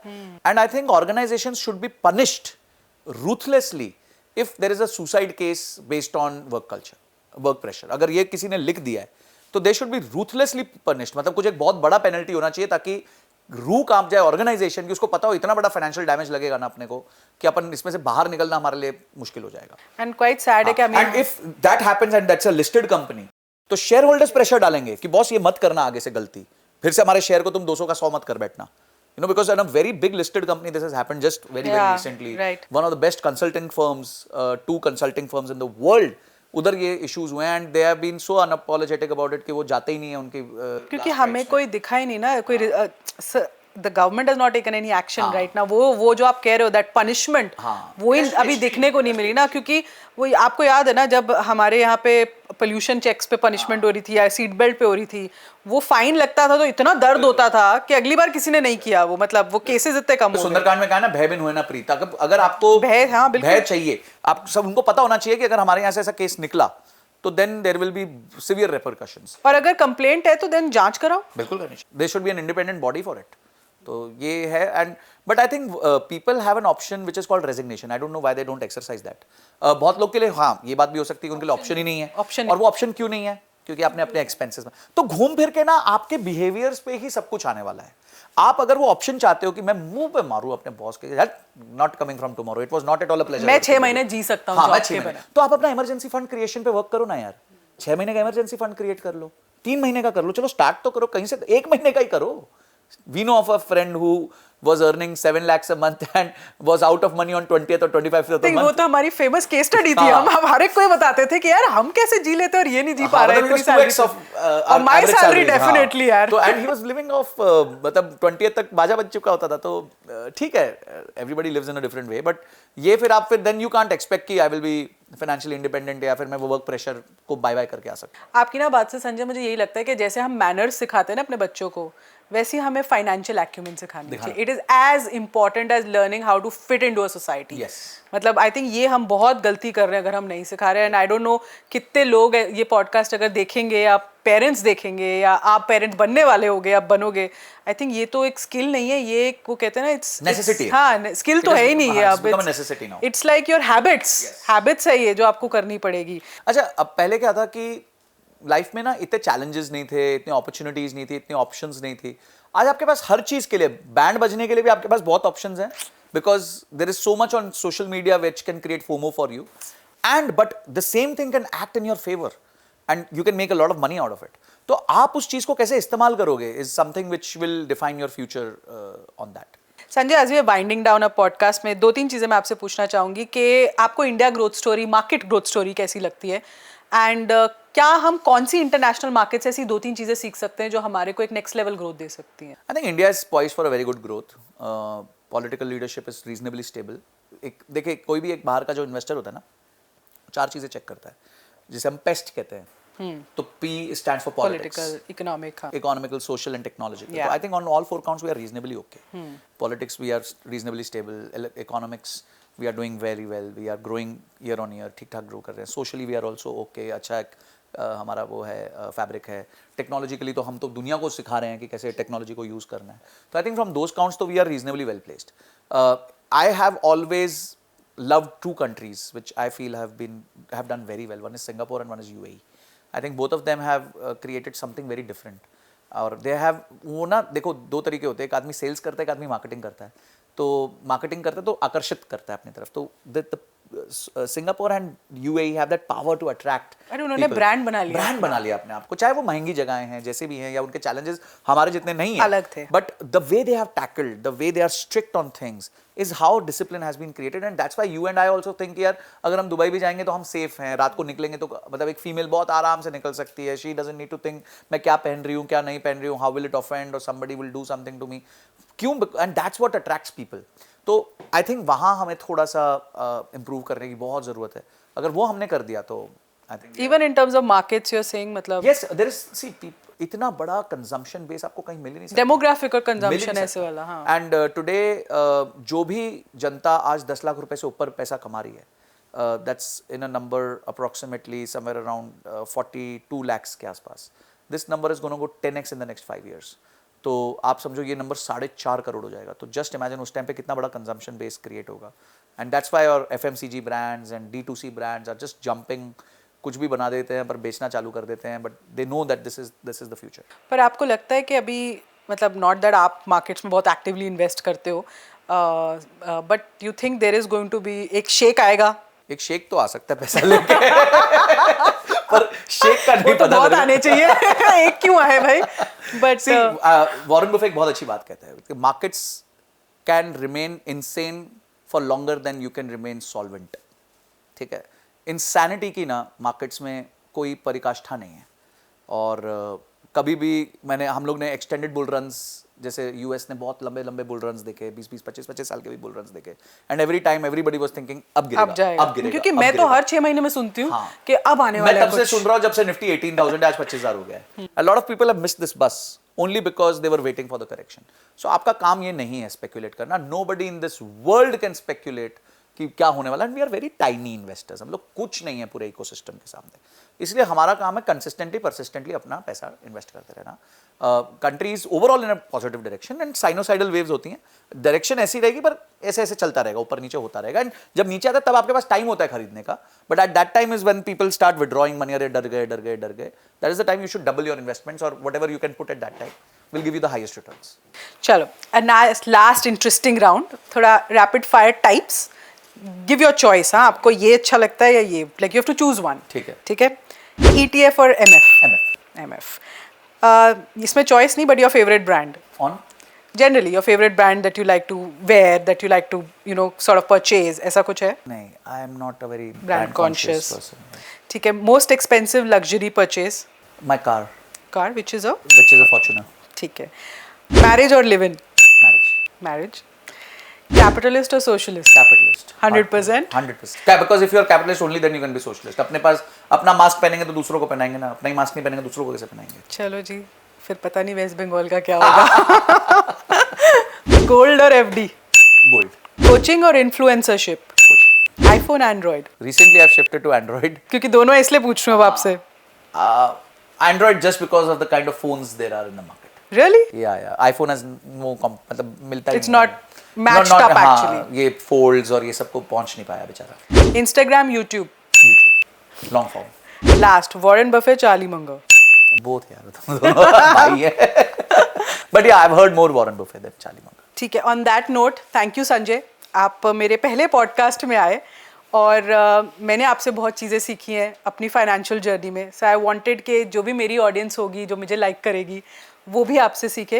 एंड मैंने कोशिश की ये पॉडकास्ट आपके रेगुलर फाइनेंशियल पॉडकास्ट जैसा ना हो जिसमें आप बहुत चीज़ें बता चुके हैं एंड वही चीज़ें रिपीट होती रहें, बट आई ट्राइड के लोगों को और चीज़ें आपके बारे में पता चले एंड और different type of financial knowledge मिले और अपने फंड्स को कैसे मैनेज करना है वो उनको पता चले। So thank you so much and I hope I can invite you again for something better. And अगर आप लोग भी चाहते हैं कि we should invite Sanjay again, आप कुछ नया उनसे सीखना चाहते हैं, something you want to learn about the job market, job में कैसे बढ़े, कैसे एक्सेल करें, कैसे प्रमोशन लें, सो इसलिए अगर आप ये चाहते हो तो प्लीज़ कॉमेंट सेक्शन में पार्ट 2 ज़रूर लिखना सो दैट हमें भी एक आइडिया हो कि हाँ आप चाहते हो इनको सुनना। और हाँ, मैं एक और चीज़ करना चाहती हूँ इस पॉडकास्ट में, I don't want to limit this podcast to the famous. तो अगर आप अपनी स्टोरी, आपके पास कोई ऐसी स्टोरी है, आपने कुछ ऐसा अचीव किया लाइफ में जिससे किसी को कोई लर्निंग मिल सके, आपने कुछ आप लोगों को इंस्पायर कर सके, आपने कुछ ऐसा मकाम हासिल किया, तो प्लीज़ मैं गूगल फॉर्म का लिंक दे रही हूँ, आप उसमें अपनी डिटेल्स भरिए, अपनी अचीवमेंट भरिए and my team will definitely get in touch with you. अगर हम आपको इस पॉडकास्ट में बुला सके it would be really nice, क्योंकि मैं चाहती हूँ कि रियल लाइफ स्टोरीज बाहर जाएँ, सिर्फ इन्फ्लुएंसर्स की स्टोरीज बाहर ना जाए और आप सही में असली लोगों से लर्न कर सको। सो थैंक यू सो मच इसके लिए और आई होप इस पॉडकास्ट से आपको कुछ ना कुछ सीख मिली होगी। समझे क्या?